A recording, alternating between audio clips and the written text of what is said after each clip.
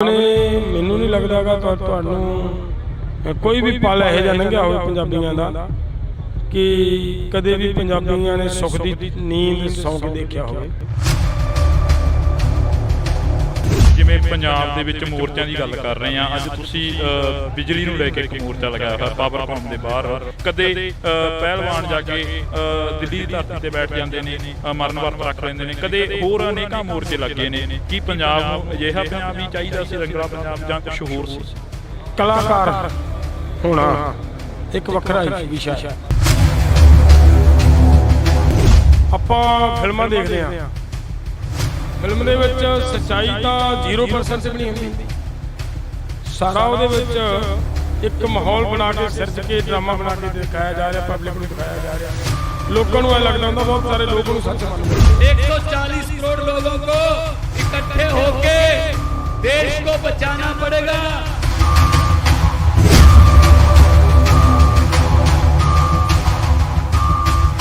ਉਹਨੇ ਭਗਵੰਤ ਮਾਨ ਜੀ ਲੰਬੇ ਸਮੇਂ ਤੋਂ ਸਕਿੱਟਾਂ ਦੇ ਵਿੱਚ ਨਿਕਲ ਕੇ ਆਏ ਨੇ।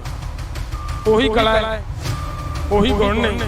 ਕਦੇ ਟੀਚਰਾਂ ਦੇ ਹਾਲਾਤਾਂ ਨੂੰ ਕੋਸਦਾ ਸੀ, ਕਦੇ ਵੱਖ-ਵੱਖ ਹੋਰ ਸਾਡੇ ਲੀਡਰਸ਼ਿਪ ਨੂੰ ਕੋਸਦਾ ਰਿਹਾ। ਲੋਕ ਮੰਨ ਬੈਠੇ ਵੀ ਸ਼ਾਇਦ ਇੱਥੋਂ ਬਦਲਾਅ। ਕੱਲ ਦਾ ਮੈਂ ਇੱਕ ਬਿਆਨ ਸੁਣ ਰਿਹਾ, ਉਹ ਬੀਬੀ ਦਾ ਕੀ ਹੈ ਉਹਦਾ ਨਾਮ, ਮੈਂ ਉਹੀ ਗੱਲ ਕਹਿ ਰਿਹਾ ਕਲਾਕਾਰਾਂ ਵਾਲੀ। ਪਹਿਲਾਂ ਇਹਨੇ ਬਿਆਨ ਦਿੱਤਾ, ਕਹਿੰਦੀ ਰਾਜਾ ਛੱਡੇ ਕੁਰਸੀ, ਸਾਨੂੰ ਦੇਵੇ 5 ਮਿੰਟ ਚ ਚੁਟਕੀਆਂ ਮਾਰ ਕੇ ਕਿਹਾ ਆਦਮੀ ਪਾਰਟੀ ਦੀ ਸਰਕਾਰ ਬਣਾਓ, 5 ਮਿੰਟਾਂ ਦੇ ਵਿੱਚ ਕੱਲੀ ਫਸਲ ਉੱਤੇ ਐਮਐਸਪੀ ਦੇਵਾਂਗੇ। ਅਸੀਂ ਐਮਐਸਪੀ ਦੇ ਦਿਆਂਗੇ। ਲਿਆ ਦੇ ਸਾਨੂੰ ਐਮਐਸਪੀ। ਤੂੰ ਤਿੰਨ ਲੋਕਾਂ ਨੇ ਮੌਕਾ ਦਿੱਤਾ, ਫਿਰ ਮੁੱਕਰ ਗਈ। ਕਹਿੰਦੇ ਨੇ ਜਦੋਂ ਸੱਤਾ ਤੇ ਆਈ ਦਾ ਫਿਰ ਪਤਾ ਲੱਗਦਾ, ਜਦੋਂ ਮੈਚੁਰ ਹੁੰਦੇ ਉਦੋਂ ਪਤਾ ਲੱਗਦਾ ਕਿ ਕਿਵੇਂ ਹੋਣੇ ਨੇ ਕੰਮ ਸਾਰੇ। ਕੱਲ ਉਹਦਾ ਬਿਆਨ ਹੈ, ਅਸੀਂ ਪਤੰਗਬਾਜ਼ੀ ਕਰਾਵਾਂਗੇ ਤੇ 5 ਲੱਖ ਰੁਪਈਆ ਉਹਨੂੰ ਇਨਾਮ ਦੇਵਾਂਗੇ ਜਿਹਦਾ ਪਤੰਗ ਸਭ ਤੋਂ ਉੱਚਾ ਉੱਡੇਗਾ। ਯਾਰ ਇਹ ਕਿਹੜੀ ਗੱਲ ਹੈ? ਇਹ ਤੁਸੀਂ ਕਿਹੜੇ ਕੰਮਾਂ 'ਚ ਹੋ? ਪਹਿਲੀ ਵਾਰੀ ਪੰਜਾਬ ਦੇ ਵਿੱਚ ਸਭ ਤੋਂ ਵੱਡਾ ਪਤੰਗਬਾਜ਼ ਦਾ ਜਿਹੜਾ ਇੱਕ ਵਿਲੱਖਣ ਮੁਕਾਬਲਾ ਕਰਵਾਇਆ ਜਾਊ, ਜਿਹਦੀ ਸਭ ਤੋਂ ਵੱਡੀ ਪਤੰਗ ਉੱਡਣ ਵਾਲੇ ਨੂੰ 5 ਲੱਖ ਰੁਪਏ ਦਾ ਇਨਾਮ ਦਿੱਤਾ ਜਾਣਾ। ਕੱਲ ਇੱਕ ਸਾਡੇ ਪੰਜਾਬ ਦਾ ਮੁੰਡਾ ਆਇਆ, ਰੈਸਲਰ ਹੈ, ਜਿਹੜਾ ਮੁੰਡਾ ਪੰਜਾਬ ਕੇਸਰੀ ਖੇਲ ਗਿਆ, ਹਿੰਦੁਸਤਾਨ ਦਾ ਨਾਮ ਉੱਚਾ ਕਰਨ ਤੱਕ ਉੱਥੋਂ ਤੱਕ ਪਹੁੰਚ ਗਿਆ। ਉਸ ਮੁੰਡੇ ਦੇ ਨਾਲ ਹੁਣ ਕੀ ਹੋ ਰਿਹਾ ਹੈ? ਪੁਲਿਸ ਦੇ ਵਿੱਚ ਭਰਤੀ ਕੀਤਾ, 5 ਸਾਲ ਨੌਕਰੀ ਕਰਵਾ ਕੇ ਉਹਨੂੰ ਕੱਢ ਕੇ ਬਾਹਰ ਮਾਰਿਆ, ਔਰ ਕੱਢਣ ਤੋਂ ਬਾਅਦ ਜੋ 15,000 ਰੁਪਈਆ ਤਨਖਾਹ ਦੇ ਉੱਤੇ ਕੋਚ ਦੀ ਡਿਊਟੀ ਨਿਭਾ ਰਿਹਾ ਹੈ। ਕਿ ਦੇਖੋ ਪਤੰਗਬਾਜ਼ੀ 5 ਲੱਖ ਦੇਣ ਦੀ ਬਜਾਏ ਯਾਰ ਉਹ ਕੋਚ ਨੂੰ ਦੇ ਦਿਓ ਜਿਹੜਾ ਕਰਲਾਉਂਦਾ ਫਿਰਦਾ ਹੈ। ਕਿ ਤੁਸੀਂ ਖਿਡਾਰੀ ਪੈਦਾ ਕਰਨ ਵਾਸਤੇ ਕੋਚ ਨੂੰ ਤਨਖਾਹ ਤਾਂ ਨਹੀਂ ਦੇ ਸਕਦੇ, ਉਹਦਾ ਤਾਂ ਘਰ ਨਹੀਂ ਤੋੜ ਸਕਦੇ, ਲੇਕਿਨ ਪਤੰਗਾਂ ਦਾ ਮੁਕਾਬਲਾ ਕਰਵਾ ਸਕਦੇ। ਖਹਿਰਾ ਸਾਹਿਬ ਹਮੇਸ਼ਾ ਪੰਜਾਬ ਦੀ ਗੱਲ ਕਰਦੇ ਨੇ, ਪੰਜਾਬ ਦੇ ਪਾਣੀਆਂ ਦੀ ਗੱਲ ਵੀ ਕਰੀ। ਲੱਖਾ ਸਿੰਘ ਸਿਧਾਣਾ ਦੇ ਵੱਲੋਂ ਵੀ ਪੰਜਾਬ ਦੇ ਪਾਣੀਆਂ ਦੀ ਗੱਲ ਕੀਤੀ ਗਈ ਪਿਛਲੇ ਦਿਨਾਂ ਦੇ ਦੌਰਾਨ, ਜਿਹੜਾ ਕਿ ਮੋਹਮਜਾਮ ਪਾਇਆ ਜਾ ਰਿਹਾ ਸੀ। ਉਹਨਾਂ ਨੇ ਹਮੇਸ਼ਾ ਪੰਜਾਬ ਦੀ ਗੱਲ ਕਰੀ। ਉਹੋ ਜਿਹੇ ਬੰਦੇ ਨੂੰ ਵੀ ਸੱਦਾ ਹੈ ਜਾਂ ਫਿਰ ਉਹਨਾਂ ਨੂੰ ਵੀ? ਮੈਂ ਫਿਰ ਇੱਕ ਬੇਨਤੀ ਕਰਾਂ, ਪੋਲੀਟਿਕਸ ਤੋਂ ਅਸੀਂ ਦੂਰ ਰਹਾਂਗੇ, ਰਾਜਨੀਤੀ ਤੋਂ ਦੂਰ ਰਹਾਂਗੇ। ਕੋਸ਼ਿਸ਼ ਹੈ ਸਾਡੀ ਕਿ ਰਾਜਨੀਤੀ ਤੋਂ ਬਚਾ ਕੇ। ਹੁਣ ਤਾਂ ਖੇਤੀਬਾੜੀ ਮੰਤਰੀ ਵੀ ਬਦਲ ਦਿੱਤਾ ਗਿਆ, ਇਹਨਾਂ ਨੇ ਗੁਰਮੀਤ ਸਿੰਘ ਖੁੱਡੀਆਂ ਨੂੰ ਜਿਹੜਾ ਕਿ ਖੇਤੀਬਾੜੀ ਮੰਤਰੀ ਬਣਾ ਦਿੱਤਾ ਗਿਆ।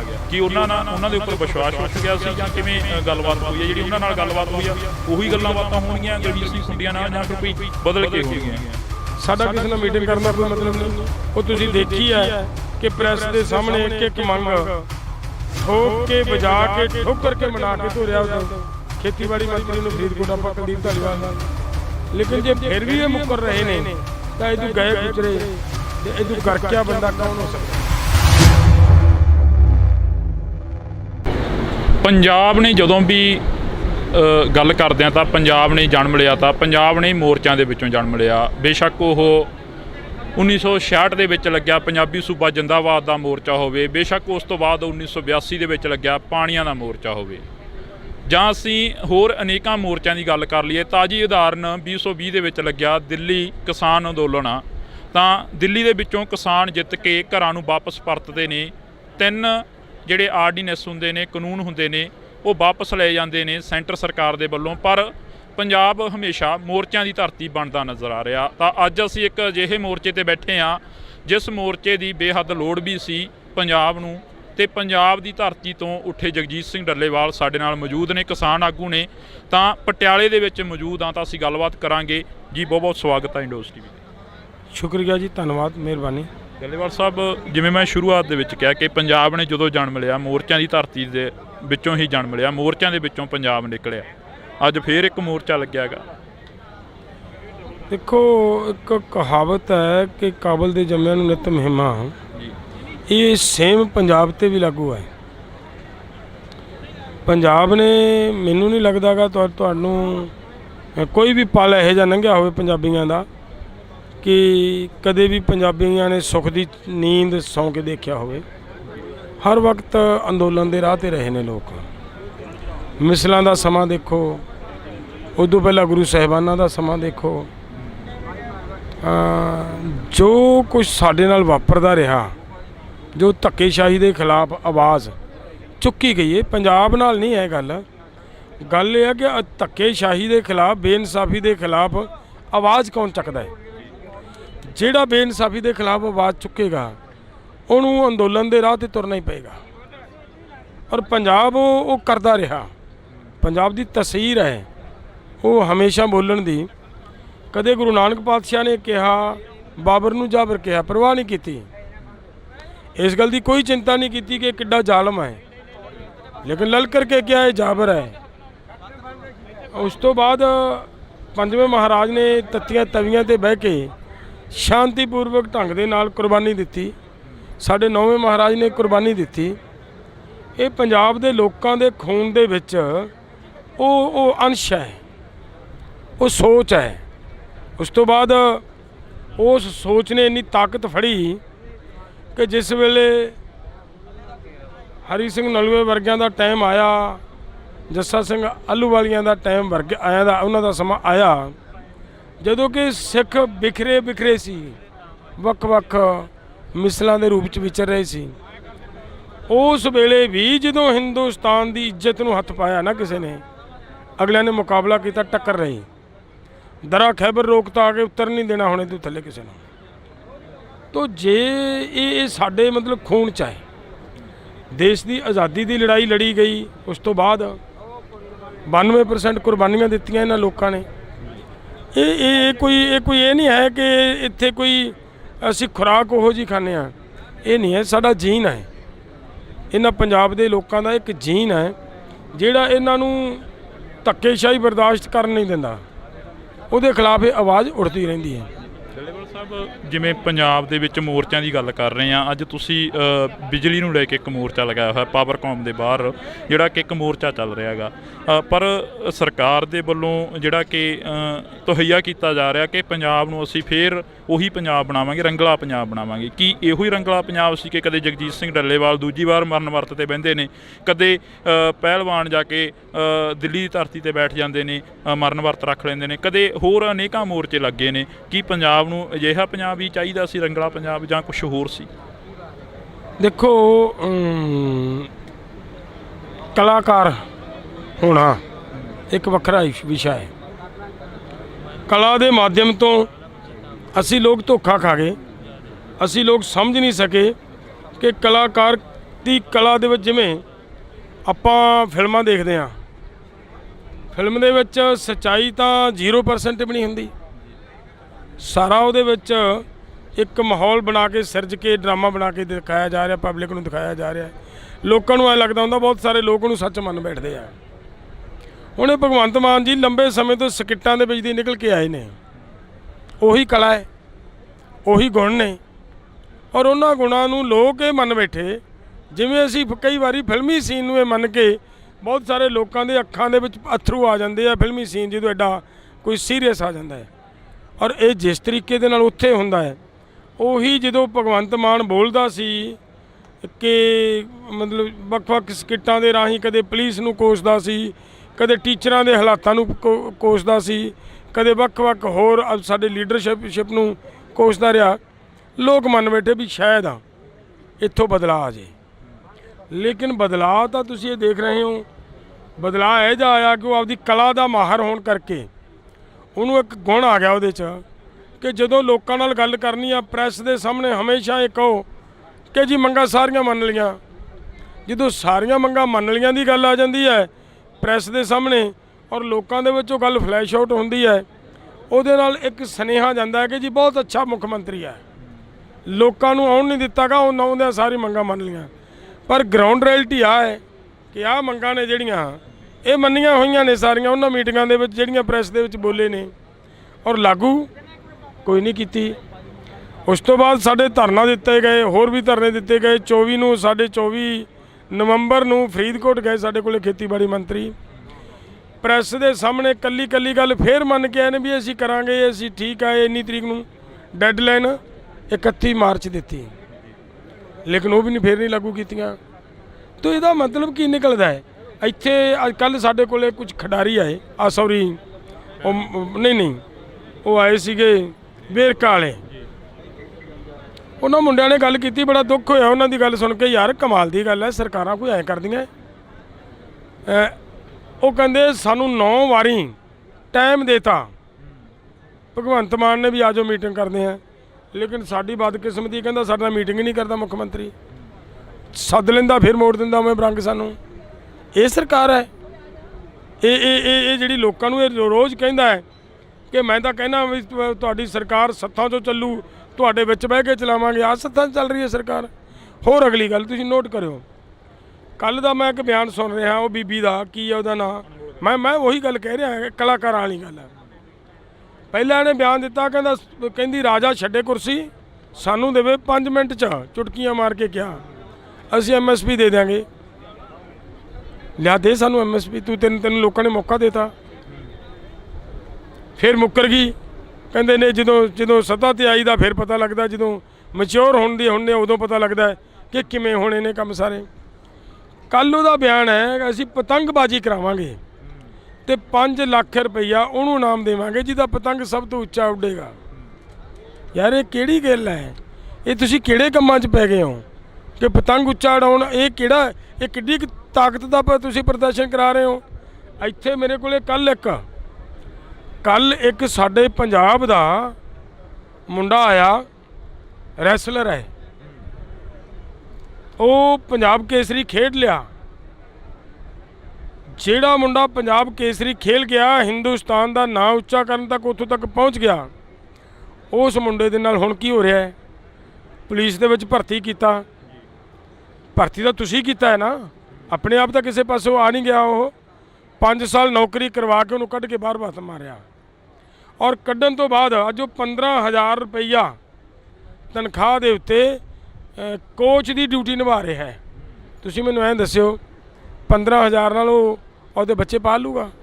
ਡੱਲੇਵਾਲ ਸਾਹਿਬ ਪਰ ਇਹ ਤੱਕ ਪਿਛਲੀ ਸਰਕਾਰਾਂ ਦੇ ਉੱਪਰ ਇਲਜ਼ਾਮ ਲਾਉਂਦੇ ਰਹੇ ਨੇ ਕਿ ਜਿਹੜਾ ਸਾਬਕਾ CM ਚਰਨਜੀਤ ਸਿੰਘ ਚੰਨੀ ਦੇ ਵੱਲੋਂ 2 ਕਰੋੜ ਰੁਪਇਆ ਮੰਗਿਆ ਗਿਆ ਸੀ ਇੱਕ ਪਲੇਅਰ ਤੋਂ, ਤੇ ਸਾਡੀ ਸਰਕਾਰ ਇਮਾਨਦਾਰੀ ਦੇ ਨਾਲ ਚੱਲ ਰਹੀ ਆ। ਅਜੇ ਬਿਆਨ ਪਿਛਲੇ ਦਿਨਾਂ ਦੇ ਦੌਰਾਨ ਆਏ ਨੇ।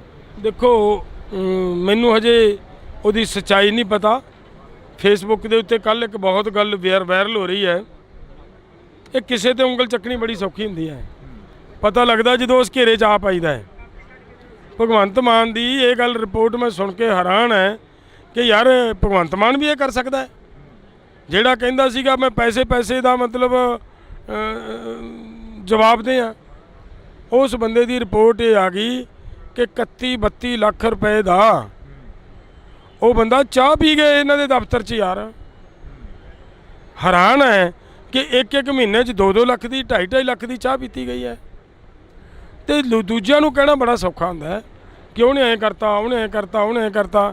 ਹਾਂ, ਅੱਜ ਬਦਲਾਅ ਵਾਸਤੇ ਤੁਹਾਨੂੰ ਲੋਕਾਂ ਨੇ ਲੈਂਦਾ ਨਾ, ਉਹ ਮਾੜੇ ਸੀ ਲੋਕਾਂ ਨੇ ਰਿਜੈਕਟ ਕਰਕੇ ਪਰਾਂ ਲਾਤੇ, ਖੁੱਡੇ ਲੈਣ ਲਾਤੇ, ਤੁਹਾਨੂੰ ਲੈ ਕੇ ਆਂਦਾ, ਤੁਸੀਂ ਫਿਰ ਬਦਲਾਅ ਕਰਦੇ। ਹੁਣ ਜਦੋਂ ਉਹਨਾਂ ਨੂੰ ਪੁੱਛੀਦਾ ਤਾਂ ਕਹਿੰਦੇ ਪਿਛਲੇ 70 ਸਾਲਾਂ 'ਚ ਕੁਝ ਵੀ ਨਹੀਂ ਹੋਇਆ, ਅਸੀਂ ਕਰ ਰਹੇ ਹਾਂ ਜੋ ਵੀ। ਕਹਿੰਦਾ ਆਹ ਤਾਂ ਵਧੀਆ ਹੋ ਰਿਹਾ, ਪਰ ਮਤਲਬ ਇੱਕ ਮਹੀਨੇ 'ਚ ਮੁੱਖ ਮੰਤਰੀ ਦੇ ਦਫ਼ਤਰ ਦੇ ਵਿੱਚ ਜੇ 2-2 ਲੱਖ ਦੀ ਚਾਹ ਪੀਤੀ ਜਾ ਰਹੀ ਹੈ ਤੇ ਬਹੁਤ ਕੋਈ 5 ਸਾਲ 'ਚ ਬਹੁਤ ਕੁਝ ਹੋ ਜਾਊਗਾ, ਬੜੀ ਡਿਵੈਲਪਮੈਂਟ ਹੋ ਜਾਏਗੀ ਫਿਰ ਤਾਂ, ਅਗਰ ਇਹ ਹਾਲਾਤ ਨੇ ਤਾਂ। ਸੋ ਮੈਂ ਇੱਦੋਂ ਵੀ ਵੱਖਰੀ ਗੱਲ ਇਹ ਕਹਿਣੀ ਚਾਹੁੰਦਾ ਸੀਗਾ ਕਿ ਦੇਖੋ ਪਤੰਗਬਾਜ਼ੀ 'ਚ 5 ਲੱਖ ਦੇਣ ਦੀ ਬਜਾਏ ਯਾਰ ਉਹ ਕੋਚ ਨੂੰ ਦੇ ਦਿਓ ਜਿਹੜਾ ਕਰਲਾਉਂਦਾ ਫਿਰਦਾ ਹੈ। ਅੱਜ ਪੰਜਾਬ ਦੇ ਵਿੱਚ ਸਿਰਫ 158 ਕੋਚ ਹੈ ਜੀ, ਔਰ ਆਹ ਹਰਿਆਣਾ ਸਾਡਾ, ਇਹਦੇ ਵਿੱਚ 1600 ਕੋਚ ਹੈ। ਮੈਨੂੰ ਪਿਛਲੇ ਸਮੇਂ ਦੇ ਵਿੱਚ ਕੁਝ ਥਾਵਾਂ ਦੇ ਉੱਤੇ ਮੁੰਡੇ ਸੱਦ ਲੈਂਦੇ ਸੀ ਯੂਥ ਵਾਲੇ, ਮੈਂ ਜਾਂਦਾ ਰਿਹਾ ਜਦੋਂ ਕਬੱਡੀ ਦੇ ਮੈਚ ਚੱਲਦੇ ਸੀ। ਯਾਰ ਹਰੇਕ ਥਾਂ ਤੋਂ ਜਿੱਥੋਂ ਵੀ ਜਿੱਤ ਕੇ ਗਏ, ਹਰਿਆਣੇ ਦੇ ਮੁੰਡੇ ਜਿੱਤ ਕੇ ਗਏ। ਇਹਨਾਂ ਦੇ ਨਲਾਇਕੀ ਆ। ਕੋਚ ਸਾਡੇ ਕੋਲੇ ਵੀ ਹੈਗੇ ਨੇ। ਉਹ ਸਾਡਾ ਮੁੰਡਾ ਜਿਹੜਾ ਇੱਥੇ ਸਾਡੇ ਕੋਲੇ ਰੋ ਕੇ ਗਿਆ, ਉਹ ਯਾਰ ਇੱਕ ਕੋਚ ਰੋ ਰਿਹਾ ਹੈ, ਇੱਕ ਬੰਦਾ ਜਿਹਨੇ ਪੰਜਾਬ ਕੇਸਰੀ ਦਾ ਖਿਤਾਬ ਜਿੱਤਿਆ ਹੋਵੇ ਉਹ ਰੋ ਰਿਹਾ ਇੱਥੇ ਬਹਿ ਕੇ ਕਿ ਬਾਪੂ ਯਾਰ ਮਤਲਬ ਮੇਰਾ ਤਾਂ ਬੁਰਾ ਹਾਲ ਹੋ ਗਿਆ। ਅਗਰ ਇਹ ਕੁਛ ਹੈ ਤਾਂ ਸਰਕਾਰ ਦੀ ਸੀਰੀਅਸਨੈਸ ਦਿਸਣੀ ਚਾਹੀਦੀ ਹੈ। ਇਹਨਾਂ ਦੀ ਅਕਲ ਦਾ ਜਨਾਜ਼ਾ ਕਿ ਤੁਸੀਂ ਖਿਡਾਰੀ ਪੈਦਾ ਕਰਨ ਵਾਸਤੇ ਕੋਚ ਨੂੰ ਤਨਖਾਹ ਤਾਂ ਨਹੀਂ ਦੇ ਸਕਦੇ, ਉਹਦਾ ਤਾਂ ਘਰ ਨਹੀਂ ਤੋਰ ਸਕਦੇ, ਲੇਕਿਨ ਪਤੰਗਾਂ ਦਾ ਮੁਕਾਬਲਾ ਕਰਵਾ ਸਕਦੇ ਹੋ। ਇਹ ਮੁਕਾਬਲੇ ਕਰਵਾ ਰਹੇ ਨੇ, ਇਹਦਾ ਕੀ ਕੀਮਤ ਹੈ? ਕੀ ਜ਼ਰੂਰਤ ਪੈ ਗਈ ਇਹ ਕੰਮ ਕਰਨ ਦੀ ਯਾਰ? ਇਹ ਡਿਵੈਲਪਮੈਂਟ ਹੈ। ਡੱਲੇਵਾਲ ਸਾਹਿਬ, ਜਿਵੇਂ ਤੁਸੀਂ ਇੱਕ ਮੋਰਚਾ ਲਾਇਆ, ਇਸੇ ਤਰ੍ਹਾਂ ਦਾ ਮੋਰਚਾ ਰਾਜੇਵਾਲ ਸਾਹਿਬ ਦੇ ਵੱਲੋਂ ਵੀ ਐਲਾਨ ਕੀਤਾ ਗਿਆ ਕਿ ਅਸੀਂ ਪਾਣੀਆਂ ਨੂੰ ਲੈ ਕੇ ਮੋਰਚਾ ਲਾਵਾਂਗੇ, ਹਰ ਇੱਕ ਨੂੰ ਖੁੱਲ੍ਹਾ ਸੱਦਾ ਹੋਊਗਾ। ਕੀ ਇਸ ਮੋਰਚੇ ਦੇ ਵਿੱਚ ਵੀ ਖੁੱਲ੍ਹਾ ਸੱਦਾ ਜਿਹੜੀ ਮਰਜ਼ੀ ਜਥੇਬੰਦੀ ਆ ਕੇ ਬੈਠੇ? ਦੇਖੋ ਸਾਡੇ ਵਿੱਚ ਅਸੀਂ 16-17 ਜਥੇਬੰਦੀਆਂ ਆਲਰੇਡੀ ਬੈਠੇ ਹਾਂ। ਕੱਲ੍ਹ ਸਾਨੂੰ ਪਹਿਲਵਾਨ ਬੱਚੀਆਂ ਆ ਕੇ ਸਮਰਥਨ ਕਰਕੇ ਗਏ ਨੇ। ਕੱਲ੍ਹ ਸਾਨੂੰ ਇੱਥੇ ਵੇਰਕਾ ਵਾਲੇ ਬੱਚੇ ਆ ਕੇ ਸਮਰਥਨ ਦੇ ਕੇ ਗਏ ਆ। ਇੱਕ ਦਿਨ ਬਿਜਲੀ ਪਾਵਰਕਾਮ ਦੇ ਮੁਲਾਜ਼ਮ ਆ ਕੇ ਮੁੰਡੇ ਸਮਰਥਨ ਦੇ ਕੇ ਗਏ ਆ।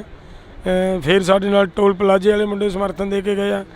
ਅਸੀਂ ਕਿਦੋਂ ਕਿਸੇ ਨੂੰ ਰੋਕਦੇ ਹਾਂ, ਲੇਕਿਨ ਇਹ ਜ਼ਰੂਰ ਹੈ ਕਿ ਗੈਰ ਰਾਜਨੀਤਿਕ ਹੈ। ਰਾਜਨੀਤੀ ਦੇ ਦਾ ਕਰਨ ਦਾ ਕੋਈ ਮਤਲਬ ਨਹੀਂ ਇੱਥੇ। ਇਹ ਗੈਰ ਰਾਜਨੀਤਿਕ ਹੈ। ਕੋਈ ਵੀ ਆਵੇ, ਚਾਹੇ ਦੀ ਕੋਈ ਰਾਜਨੀਤੀ ਧਿਰ ਦੇ ਵਿੱਚੋਂ ਆਵੇ, ਤੁਹਾਡਾ ਬਣ ਕੇ ਆਵੇ। ਮੈਂ ਫਿਰ ਇੱਕ ਬੇਨਤੀ ਕਰਦਾ, ਰਾਜਨੀਤੀ ਵਾਲੇ ਦੇ ਤਾਂ ਅੰਦਰੋਂ ਸੁਭਾਵਿਕ ਆ, ਜਦੋਂ ਆ ਗਿਆ ਤਾਂ ਰਾਜਨੀਤੀ ਹੋਣੀ ਹੈ। ਉਹਨਾਂ ਨੂੰ ਅਸੀਂ ਮਤਲਬ ਇਗਨੋਰ ਕਰਦੇ ਹਾਂ। ਜਿਵੇਂ ਖਹਿਰਾ ਸਾਹਿਬ ਹਮੇਸ਼ਾ ਪੰਜਾਬ ਦੀ ਗੱਲ ਕਰਦੇ ਨੇ, ਪੰਜਾਬ ਦੇ ਪਾਣੀਆਂ ਦੀ ਗੱਲ ਵੀ ਕਰੀ, ਲੱਖਾ ਸਿੰਘ ਸਿਧਾਣਾ ਦੇ ਵੱਲੋਂ ਵੀ ਪੰਜਾਬ ਦੇ ਪਾਣੀਆਂ ਦੀ ਗੱਲ ਕੀਤੀ ਗਈ ਪਿਛਲੇ ਦਿਨਾਂ ਦੇ ਦੌਰਾਨ, ਜਿਹੜਾ ਕਿ ਮੋਮਜਾਮ ਪਾਇਆ ਜਾ ਰਿਹਾ ਸੀ। ਉਹਨਾਂ ਨੇ ਹਮੇਸ਼ਾ ਪੰਜਾਬ ਦੀ ਗੱਲ ਕਰੀ। ਉਹੇ ਜਿਹੇ ਬੰਦੇ ਨੂੰ ਵੀ ਸੱਦਾ ਹੈ ਜਾਂ ਫਿਰ ਉਹਨਾਂ ਨੂੰ ਵੀ? ਮੈਂ ਫਿਰ ਇੱਕ ਬੇਨਤੀ ਕਰਾਂ, ਪੋਲੀਟਿਕਸ ਤੋਂ ਅਸੀਂ ਦੂਰ ਰਹਾਂਗੇ, ਰਾਜਨੀਤੀ ਤੋਂ ਦੂਰ ਰਹਾਂਗੇ। ਕੋਸ਼ਿਸ਼ ਹੈ ਸਾਡੀ ਕਿ ਰਾਜਨੀਤੀ ਤੋਂ ਬਚਾ ਕੇ ਰਹੀਏ। ਕਿੰਨਾ ਕੁ ਸਮਾਂ ਚੱਲੂਗਾ ਇਹ ਜਿਹੜਾ ਕਿ ਮਰਨ ਵਰਤਾ ਤੁਹਾਡਾ, ਜਾਂ ਮਤਲਬ ਤੁਸੀਂ ਇੱਥੇ ਬੈਠੇ ਹੋ ਇਸ ਧਰਨੇ ਦੇ ਉੱਪਰ, ਇਸ ਮੋਰਚੇ ਦੇ ਉੱਪਰ, ਕਿੰਨਾ ਕੁ ਸਮਾਂ ਲੱਗੂਗਾ ਇਸ ਮੋਰਚੇ ਨੂੰ ਫਤਿਹ ਕਰਨ ਦੇ ਵਿੱਚ? ਦੇਖੋ, ਮੋਰਚੇ ਨੂੰ ਫਤਿਹ ਕਰਨ ਨਾਲ ਦੋ ਗੱਲਾਂ ਹੁੰਦੀਆਂ ਨੇ। ਜੇ ਅਸੀਂ ਤਾਂ ਮੋਰਚਾ ਲਾ ਕੇ ਬੈਠੇ ਹਾਂ ਤਾਂ ਸਰਕਾਰ ਦੀ ਮਰਜ਼ੀ ਹੈ ਕਦੋਂ ਖਤਮ ਕਰਨਾ ਹੈ, ਜਾਂ ਫਿਰ ਉਸ ਅਕਾਲ ਪੁਰਖ ਵਾਹਿਗੁਰੂ ਨੂੰ ਪਤਾ ਸਾਡੇ ਸਾਹਾਂ ਦੀ ਡੋਰ ਕਦੋਂ ਕੱਟਣੀ ਹੈ। ਇਹ ਤਾਂ ਉਹਨਾਂ ਦੋਹਾਂ ਦੇ ਹੱਥ 'ਚ ਹੈ। ਅਸੀਂ ਤਾਂ ਮੋਰਚੇ ਤੇ ਬੈਠੇ ਹਾਂ। ਜਦੋਂ ਪਿਛਲੀ ਵਾਰ ਆਪਾਂ ਫਰੀਦਕੋਟ ਮਿਲੇ ਸੀ ਤਾਂ ਉਦੋਂ ਵੀ ਇਹੋ ਹੀ ਗੱਲ ਹੋਈ ਸੀ ਕਿ ਸਰਕਾਰ ਦੀ ਮਰਜ਼ੀ ਆ ਕਦੋਂ ਖਤਮ ਕਰਨਾ। ਖੇਤੀਬਾੜੀ ਮੰਤਰੀ ਕੁਲਦੀਪ ਸਿੰਘ ਧਾਲੀਵਾਲ ਆ ਕੇ ਤੁਹਾਡੇ ਕੋਲ ਬੈਠਦੇ ਨੇ, ਤੁਹਾਡੇ ਨਾਲ ਵਿਚਾਰ ਚਰਚਾ ਹੁੰਦੀ ਆ, ਤਾਂ ਮੋਰਚਾ ਜਿਹੜਾ ਉਹ ਚੁੱਕ ਲਿਆ ਜਾਂਦਾ। ਹੁਣ ਫੇਰ ਉਹੀ ਜਿਹਾ ਇੱਕ ਮੋਰਚਾ ਫੇਰ ਲਗਾਉਣਾ ਪੈ ਗਿਆ। ਹੁਣ ਤਾਂ ਖੇਤੀਬਾੜੀ ਮੰਤਰੀ ਵੀ ਬਦਲ ਦਿੱਤਾ ਗਿਆ। ਇਹਨਾਂ ਨੇ ਗੁਰਮੀਤ ਸਿੰਘ ਖੁੱਡੀਆਂ ਨੂੰ ਜਿਹੜਾ ਕਿ ਖੇਤੀਬਾੜੀ ਮੰਤਰੀ ਬਣਾ ਦਿੱਤਾ ਗਿਆ। ਕੀ ਉਹਨਾਂ ਦੇ ਉੱਪਰ ਵਿਸ਼ਵਾਸ ਉੱਠ ਗਿਆ ਸੀ, ਜਾਂ ਕਿਵੇਂ ਗੱਲਬਾਤ ਹੋਈ ਹੈ? ਜਿਹੜੀ ਉਹਨਾਂ ਨਾਲ ਗੱਲਬਾਤ ਹੋਈ ਆ ਉਹੀ ਗੱਲਾਂ ਬਾਤਾਂ ਹੋਣਗੀਆਂ ਗੁਰਮੀਤ ਸਿੰਘ ਖੁੱਡੀਆਂ ਨਾਲ, ਜਾਂ ਫਿਰ ਕੋਈ ਬਦਲ ਕੇ ਹੋਣਗੀਆਂ? ਨਹੀਂ, ਸਾਡਾ ਮੀਟਿੰਗ ਕਰਨ ਦਾ ਕੋਈ ਤੁਕ ਨਹੀਂ ਗਈ। ਸਾਡਾ ਕੋਈ ਇਹ ਅਰਥ ਨਹੀਂ ਗਾ ਕਿ ਅਸੀਂ ਮੀਟਿੰਗ ਕਰਨੀ, ਸਾਡੇ ਨਾਲ ਗੱਲਬਾਤ ਕਰਨ। ਸਾਡੀਆਂ ਮੰਨੀਆਂ ਹੋਈਆਂ ਮੰਗਾਂ ਨੇ, ਮੰਨੀਆਂ ਹੋਈਆਂ ਮੰਗਾਂ ਨੂੰ ਲਾਗੂ ਕਰਨਾ ਸਾਡਾ ਮਤਲਬ ਸਿਰਫ ਇੰਨਾ ਹੈ। ਸਾਡਾ ਕਿਸੇ ਨਾਲ ਮੀਟਿੰਗ ਕਰਨ ਦਾ ਕੋਈ ਮਤਲਬ ਨਹੀਂ। ਉਹ ਤੁਸੀਂ ਦੇਖੀ ਹੈ ਕਿ ਪ੍ਰੈਸ ਦੇ ਸਾਹਮਣੇ ਇੱਕ ਮੰਗ ਠੋਕ ਕੇ ਵਜਾ ਕੇ ਠੋਕਰ ਕੇ ਮਨਾ ਕੇ ਧੋਰਿਆ ਉਹਨੇ ਖੇਤੀਬਾੜੀ ਮੰਤਰੀ ਨੂੰ, ਫਰੀਦਕੋਟ ਆਪਾਂ ਕੁਲਦੀਪ ਧਾਲੀਵਾਲ ਨੂੰ। ਲੇਕਿਨ ਜੇ ਫਿਰ ਵੀ ਇਹ ਮੁੱਕਰ ਰਹੇ ਨੇ ਤਾਂ ਇਹਦੋਂ ਗਏ ਗੁਜ਼ਰੇ ਤੇ ਇਹਦੋਂ ਗਰਕਿਆ ਬੰਦਾ ਕੌਣ ਹੋ ਸਕਦਾ ਹੈ ਕਿ ਜਿਹੜਾ ਬੰਦਾ ਆਪਦੀ ਜ਼ਬਾਨ 'ਚੋਂ ਗੱਲ ਕਹਿ ਗਿਆ ਆਪਦੀ ਪਬਲਿਕ ਨੂੰ, ਆਪਦੇ ਲੋਕਾਂ ਨੂੰ, ਔਰ ਉਹਦੇ ਤੋਂ ਮੁੱਕਰ ਰਿਹਾ ਹੋਵੇ, ਮੈਨੂੰ ਲੱਗਦਾ ਇਹਦੋਂ ਘਟੀਆ ਬੰਦਾ ਕੋਈ ਹੋ ਨਹੀਂ ਸਕਦਾ ਦੁਨੀਆ 'ਚ। ਬਿਲਕੁਲ। ਤਾਂ ਅਸੀਂ ਬਹੁਤ ਧੰਨਵਾਦ ਕਰਾਂਗੇ। ਸਾਡੇ ਨਾਲ ਜਗਜੀਤ ਸਿੰਘ ਡੱਲੇਵਾਲ ਮੌਜੂਦ ਸਨ। ਤਾਂ ਅਸੀਂ ਤੁਹਾਡੇ ਨਾਲ ਥੋੜ੍ਹੀ ਜਿਹੀ ਸਾਂਝ ਇਹ ਵੀ ਪਾ ਲਈਏ ਕਿ ਪਿਛਲੇ ਦਿਨੀ ਕਾਫੀ ਜਿਹੜੀ ਕਿ ਬਿਆਨਬਾਜ਼ੀ ਚੱਲੀ ਆ, ਟਵੀਟੀ ਵੀ ਹੋਈ ਆ ਸਰਕਾਰ ਤੇ ਵਿਰੋਧੀ ਧਿਰ, ਤਾਂ ਬਿਆਨਬਾਜ਼ੀ ਵੀ ਚੱਲੀ ਆ। ਤਾਂ ਬਿਆਨਬਾਜ਼ੀ ਦੇ ਵਿੱਚ ਪ੍ਰਤਾਪ ਸਿੰਘ ਬਾਜਵਾ ਹੋਰਾਂ ਦੇ ਵੱਲੋਂ ਇਹ ਕਿਹਾ ਜਾਂਦਾ ਕਿ ਮੋਬਾਈਲ ਰਿਪੇਅਰ ਕਰਨ ਵਾਲਿਆਂ ਨੂੰ MLAs ਬਣਾ ਦਿੱਤਾ, ਤਾਂ ਦੂਸਰੇ ਪਾਸੇ ਸੱਤਾ ਧਿਰ ਦੇ ਵੱਲੋਂ ਉਹਨਾਂ ਦਾ ਪਲਟਵਾਰ ਜਿਹੜਾ ਕਿ ਜਵਾਬ ਦਿੱਤਾ ਜਾਂਦਾ। ਪਰ ਇਹਨਾਂ ਕਿਸਾਨਾਂ ਦੀ ਕੌਣ ਸੁਣੂ, ਇਹ ਤਾਂ ਇੱਕ ਸਵਾਲ ਬਣਿਆ ਹੋਇਆ।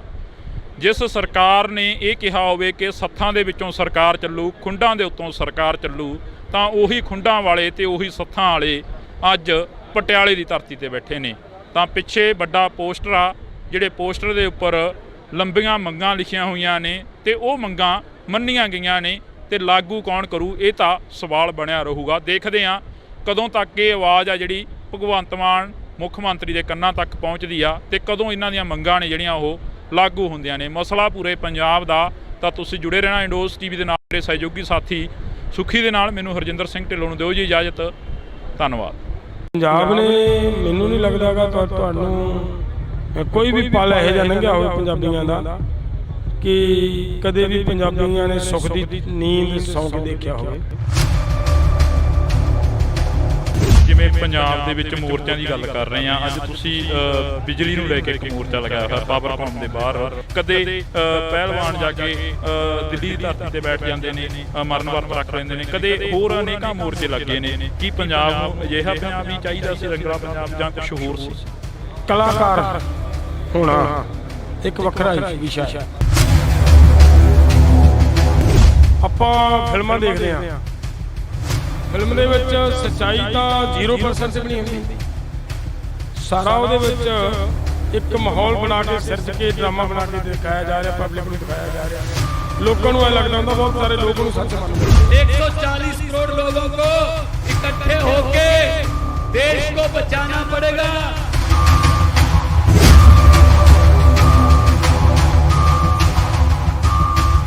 ਉਹਨੇ ਭਗਵੰਤ ਮਾਨ ਜੀ ਲੰਬੇ ਸਮੇਂ ਤੋਂ ਸਕਿੱਟਾਂ ਦੇ ਵਿੱਚ ਨਿਕਲ ਕੇ ਆਏ ਨੇ।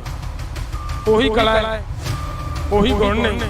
ਕਦੇ ਟੀਚਰਾਂ ਦੇ ਹਾਲਾਤਾਂ ਨੂੰ ਕੋਸਦਾ ਸੀ, ਕਦੇ ਵੱਖ-ਵੱਖ ਹੋਰ ਸਾਡੇ ਲੀਡਰਸ਼ਿਪ ਨੂੰ ਕੋਸਦਾ ਰਿਹਾ। ਲੋਕ ਮੰਨ ਬੈਠੇ ਵੀ ਸ਼ਾਇਦ ਇੱਥੋਂ ਬਦਲਾਅ। ਕੱਲ ਦਾ ਮੈਂ ਇੱਕ ਬਿਆਨ ਸੁਣ ਰਿਹਾ, ਉਹ ਬੀਬੀ ਦਾ, ਕੀ ਹੈ ਉਹਦਾ ਨਾਮ, ਮੈਂ ਉਹੀ ਗੱਲ ਕਹਿ ਰਿਹਾ, ਕਲਾਕਾਰਾਂ ਵਾਲੀ। ਪਹਿਲਾਂ ਇਹਨੇ ਬਿਆਨ ਦਿੱਤਾ, ਕਹਿੰਦੀ ਰਾਜਾ ਛੱਡੇ ਕੁਰਸੀ, ਸਾਨੂੰ ਦੇਵੇ 5 ਮਿੰਟ ਚ ਚੁਟਕੀਆਂ ਮਾਰ ਕੇ ਕਿਹਾ ਆਦਮੀ ਪਾਰਟੀ ਦੀ ਸਰਕਾਰ ਬਣਾਓ, 5 ਮਿੰਟਾਂ ਦੇ ਵਿੱਚ ਕੱਲੀ ਫਸਲ ਉੱਤੇ ਐਮਐਸਪੀ ਦੇਵਾਂਗੇ। ਅਸੀਂ ਐਮਐਸਪੀ ਦੇ ਦਿਆਂਗੇ। ਲਿਆ ਦੇ ਸਾਨੂੰ ਐਮਐਸਪੀ। ਤੂੰ ਤਿੰਨ ਲੋਕਾਂ ਨੇ ਮੌਕਾ ਦਿੱਤਾ, ਫਿਰ ਮੁੱਕਰ ਗਈ। ਕਹਿੰਦੇ ਨੇ ਜਦੋਂ ਸੱਤਾ ਤੇ ਆਈ ਦਾ ਫਿਰ ਪਤਾ ਲੱਗਦਾ, ਜਦੋਂ ਮੈਚਿਓਰ ਹੋਣਗੇ ਹੁੰਦੇ ਉਦੋਂ ਪਤਾ ਲੱਗਦਾ ਹੈ ਕਿ ਕਿਵੇਂ ਹੋਣੇ ਨੇ ਕੰਮ ਸਾਰੇ। ਕੱਲ ਉਹਦਾ ਬਿਆਨ ਹੈ, ਅਸੀਂ ਪਤੰਗਬਾਜ਼ੀ ਕਰਾਵਾਂਗੇ ਤੇ 5 ਲੱਖ ਰੁਪਈਆ ਉਹਨੂੰ ਇਨਾਮ ਦੇਵਾਂਗੇ ਜਿਹਦਾ ਪਤੰਗ ਸਭ ਤੋਂ ਉੱਚਾ ਉੱਡੇਗਾ। ਯਾਰ ਇਹ ਕਿਹੜੀ ਗੱਲ ਹੈ? ਇਹ ਤੁਸੀਂ ਕਿਹੜੇ ਕੰਮਾਂ 'ਚ ਹੋ? ਪਹਿਲੀ ਵਾਰੀ ਪੰਜਾਬ ਦੇ ਵਿੱਚ ਸਭ ਤੋਂ ਵੱਡਾ ਪਤੰਗਬਾਜ਼ ਦਾ ਜਿਹੜਾ ਇੱਕ ਵਿਲੱਖਣ ਮੁਕਾਬਲਾ ਕਰਵਾਇਆ ਜਾਊ, ਜਿਹਦੀ ਸਭ ਤੋਂ ਵੱਡੀ ਪਤੰਗ ਉੱਡਣ ਵਾਲੇ ਨੂੰ 5 ਲੱਖ ਰੁਪਏ ਦਾ ਇਨਾਮ ਦਿੱਤਾ ਜਾਣਾ। ਕੱਲ ਇੱਕ ਸਾਡੇ ਪੰਜਾਬ ਦਾ ਮੁੰਡਾ ਆਇਆ, ਰੈਸਲਰ ਹੈ, ਜਿਹੜਾ ਮੁੰਡਾ ਪੰਜਾਬ ਕੇਸਰੀ ਖੇਲ ਕੇ ਆ, ਹਿੰਦੁਸਤਾਨ ਦਾ ਨਾਮ ਉੱਚਾ ਕਰਨ ਤੱਕ ਉੱਥੋਂ ਤੱਕ ਪਹੁੰਚ ਗਿਆ। ਉਸ ਮੁੰਡੇ ਦੇ ਨਾਲ ਹੁਣ ਕੀ ਹੋ ਰਿਹਾ ਹੈ? ਪੁਲਿਸ ਦੇ ਵਿੱਚ ਭਰਤੀ ਕੀਤਾ, 5 ਸਾਲ ਨੌਕਰੀ ਕਰਵਾ ਕੇ ਉਹਨੂੰ ਕੱਢ ਕੇ ਬਾਹਰ ਮਾਰਿਆ, ਔਰ ਕੱਢਣ ਤੋਂ ਬਾਅਦ ਜੋ 15,000 ਰੁਪਈਆ ਤਨਖਾਹ ਦੇ ਉੱਤੇ ਕੋਚ ਦੀ ਡਿਊਟੀ ਨਿਭਾ ਰਿਹਾ ਹੈ। ਕਿ ਦੇਖੋ, ਪਤੰਗਬਾਜ਼ੀ 'ਚ 5 ਲੱਖ ਦੇਣ ਦੀ ਬਜਾਏ ਯਾਰ ਉਹ ਕੋਚ ਨੂੰ ਦੇ ਦਿਓ ਜਿਹੜਾ ਕਰਲਾਉਂਦਾ ਫਿਰਦਾ ਹੈ। ਕਿ ਤੁਸੀਂ ਖਿਡਾਰੀ ਪੈਦਾ ਕਰਨ ਵਾਸਤੇ ਕੋਚ ਨੂੰ ਤਨਖਾਹ ਤਾਂ ਨਹੀਂ ਦੇ ਸਕਦੇ, ਉਹਦਾ ਤਾਂ ਘਰ ਨਹੀਂ ਤੋੜ ਸਕਦੇ, ਲੇਕਿਨ ਪਤੰਗਾਂ ਦਾ ਮੁਕਾਬਲਾ ਕਰਵਾ ਸਕਦੇ। ਖਹਿਰਾ ਸਾਹਿਬ ਹਮੇਸ਼ਾ ਪੰਜਾਬ ਦੀ ਗੱਲ ਕਰਦੇ ਨੇ, ਪੰਜਾਬ ਦੇ ਪਾਣੀਆਂ ਦੀ ਗੱਲ ਵੀ ਕਰੀ। ਲੱਖਾ ਸਿੰਘ ਸਿਧਾਣਾ ਦੇ ਵੱਲੋਂ ਵੀ ਪੰਜਾਬ ਦੇ ਪਾਣੀਆਂ ਦੀ ਗੱਲ ਕੀਤੀ ਗਈ ਪਿਛਲੇ ਦਿਨਾਂ ਦੇ ਦੌਰਾਨ, ਜਿਹੜਾ ਕਿ ਮੋਮਜਾਮ ਪਾਇਆ ਜਾ ਰਿਹਾ ਸੀ। ਉਹਨਾਂ ਨੇ ਹਮੇਸ਼ਾ ਪੰਜਾਬ ਦੀ ਗੱਲ ਕਰੀ। ਉਹੇ ਜਿਹੇ ਬੰਦੇ ਨੂੰ ਵੀ ਸੱਦਾ ਹੈ ਜਾਂ ਫਿਰ ਉਹਨਾਂ ਨੂੰ ਵੀ? ਮੈਂ ਫਿਰ ਇੱਕ ਬੇਨਤੀ ਕਰਾਂ, ਪੋਲੀਟਿਕਸ ਤੋਂ ਅਸੀਂ ਦੂਰ ਰਹਾਂਗੇ, ਰਾਜਨੀਤੀ ਤੋਂ ਦੂਰ ਰਹਾਂਗੇ। ਕੋਸ਼ਿਸ਼ ਹੈ ਸਾਡੀ ਕਿ ਰਾਜਨੀਤੀ ਤੋਂ ਬਚਾ ਕੇ। ਹੁਣ ਤਾਂ ਖੇਤੀਬਾੜੀ ਮੰਤਰੀ ਵੀ ਬਦਲ ਦਿੱਤਾ ਗਿਆ, ਇਹਨਾਂ ਨੇ ਗੁਰਮੀਤ ਸਿੰਘ ਖੁੱਡੀਆਂ ਨੂੰ ਜਿਹੜਾ ਕਿ ਖੇਤੀਬਾੜੀ ਮੰਤਰੀ ਬਣਾ ਦਿੱਤਾ ਗਿਆ। ਕਿ ਉਹਨਾਂ ਦੇ ਉੱਪਰ ਵਿਸ਼ਵਾਸ ਉੱਠ ਗਿਆ ਸੀ ਜਾਂ ਕਿਵੇਂ ਗੱਲਬਾਤ ਹੋਈ ਹੈ? ਜਿਹੜੀ ਉਹਨਾਂ ਨਾਲ ਗੱਲਬਾਤ ਹੋਈ ਆ, ਉਹੀ ਗੱਲਾਂ ਬਾਤਾਂ ਹੋਣਗੀਆਂ ਗੁਰਮੀਤ ਸਿੰਘ ਖੁੱਡੀਆਂ ਨਾਲ, ਜਾਂ ਫਿਰ ਕੋਈ ਬਦਲ ਕੇ ਹੋਣਗੀਆਂ? ਸਾਡਾ ਕਿਸੇ ਨਾਲ ਮੀਟਿੰਗ ਕਰਨ ਦਾ ਕੋਈ ਮਤਲਬ ਨਹੀਂ। ਉਹ ਤੁਸੀਂ ਦੇਖੀ ਹੈ ਕਿ ਪ੍ਰੈਸ ਦੇ ਸਾਹਮਣੇ ਇੱਕ ਮੰਗ ਠੋਕ ਕੇ ਵਜਾ ਕੇ ਠੋਕਰ ਕੇ ਮਨਾ ਕੇ ਧੋਰਿਆ ਖੇਤੀਬਾੜੀ ਮੰਤਰੀ ਨੂੰ ਫਰੀਦਕੋਟ ਆਪਾਂ ਕੁਲਦੀਪ ਧਾਲੀਵਾਲ ਨਾਲ। ਲੇਕਿਨ ਜੇ ਫਿਰ ਵੀ ਇਹ ਮੁੱਕਰ ਰਹੇ ਨੇ ਤਾਂ ਇਹਨੂੰ ਗਏ ਗੁਜਰੇ ਤੇ ਇਹਨੂੰ ਕਰਕਿਆ ਬੰਦਾ ਕੌਣ ਹੋ ਸਕਦਾ?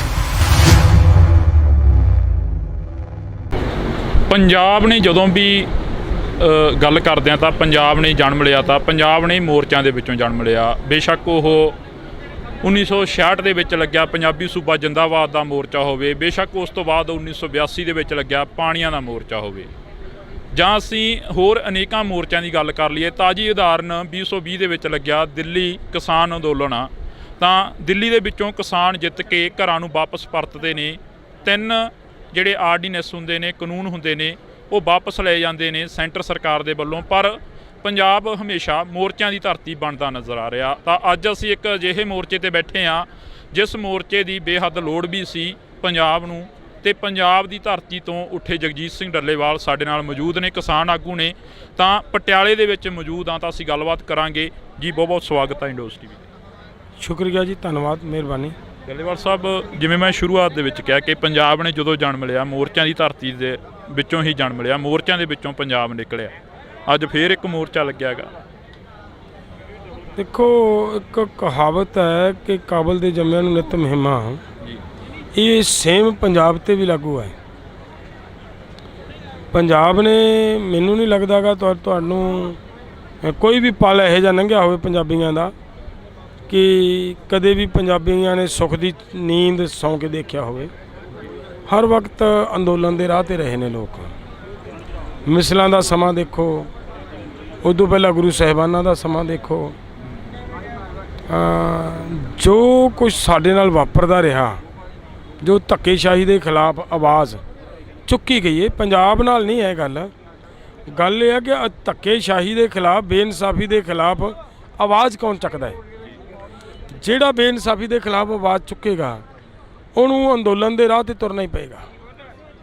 ਔਰ ਪੰਜਾਬ ਉਹ ਕਰਦਾ ਰਿਹਾ। ਪੰਜਾਬ ਦੀ ਤਸਵੀਰ ਹੈ ਉਹ ਹਮੇਸ਼ਾ ਬੋਲਣ ਦੀ। ਕਦੇ ਗੁਰੂ ਨਾਨਕ ਪਾਤਸ਼ਾਹ ਨੇ ਕਿਹਾ, ਬਾਬਰ ਨੂੰ ਜਾਬਰ ਕਿਹਾ, ਪਰਵਾਹ ਨਹੀਂ ਕੀਤੀ। ਇਸ ਗੱਲ ਦੀ ਕੋਈ ਚਿੰਤਾ ਨਹੀਂ ਕੀਤੀ ਕਿ ਕਿੱਡਾ ਜ਼ਾਲਮ ਹੈ, ਲੇਕਿਨ ਲਲਕਰ ਕੇ ਕਿਹਾ ਇਹ ਜਾਬਰ ਹੈ। ਉਸ ਤੋਂ ਬਾਅਦ ਪੰਜਵੇਂ ਮਹਾਰਾਜ ਨੇ ਤੱਤੀਆਂ ਤਵੀਆਂ ਤੇ ਬਹਿ ਕੇ ਸ਼ਾਂਤੀਪੂਰਵਕ ਢੰਗ ਦੇ ਨਾਲ ਕੁਰਬਾਨੀ ਦਿੱਤੀ। ਸਾਡੇ ਨੌਵੇਂ ਮਹਾਰਾਜ ਨੇ ਕੁਰਬਾਨੀ ਦਿੱਤੀ। ਇਹ ਪੰਜਾਬ ਦੇ ਲੋਕਾਂ ਦੇ ਖੂਨ ਦੇ ਵਿੱਚ ਉਹ ਅੰਸ਼ ਹੈ, ਉਹ ਸੋਚ ਹੈ। ਉਸ ਤੋਂ ਬਾਅਦ ਉਸ ਸੋਚ ਨੇ ਇੰਨੀ ਤਾਕਤ ਫੜੀ ਕਿ ਜਿਸ ਵੇਲੇ ਹਰੀ ਸਿੰਘ ਨਲੂਏ ਵਰਗਿਆਂ ਦਾ ਟਾਈਮ ਆਇਆ, ਜੱਸਾ ਸਿੰਘ ਆਹਲੂਵਾਲੀਆਂ ਦਾ ਟਾਈਮ ਉਹਨਾਂ ਦਾ ਸਮਾਂ ਆਇਆ, ਜਦੋਂ ਕਿ ਸਿੱਖ ਬਿਖਰੇ ਸੀ, ਵੱਖ-ਵੱਖ ਮਿਸਲਾਂ ਦੇ ਰੂਪ 'ਚ ਵਿਚਰ ਰਹੇ ਸੀ।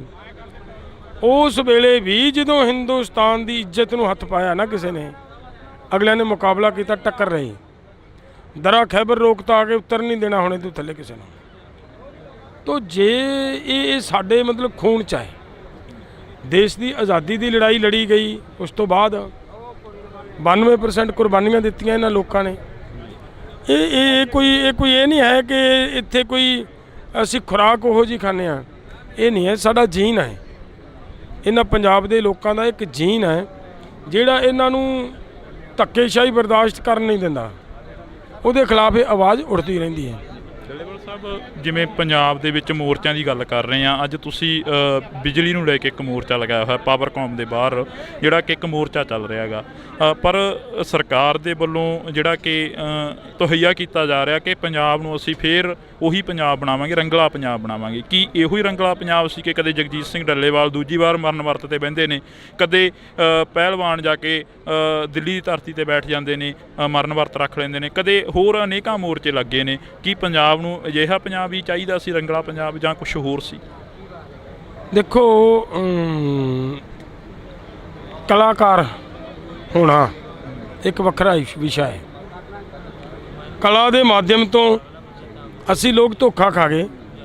ਅਸੀਂ ਲੋਕ ਸਮਝ ਨਹੀਂ ਸਕੇ ਕਿ ਕਲਾਕਾਰ ਦੀ ਕਲਾ ਦੇ ਵਿੱਚ, ਜਿਵੇਂ ਆਪਾਂ ਫਿਲਮਾਂ ਦੇਖਦੇ ਹਾਂ, ਫਿਲਮ ਦੇ ਵਿੱਚ ਸੱਚਾਈ ਤਾਂ 0% ਵੀ ਨਹੀਂ ਹੁੰਦੀ।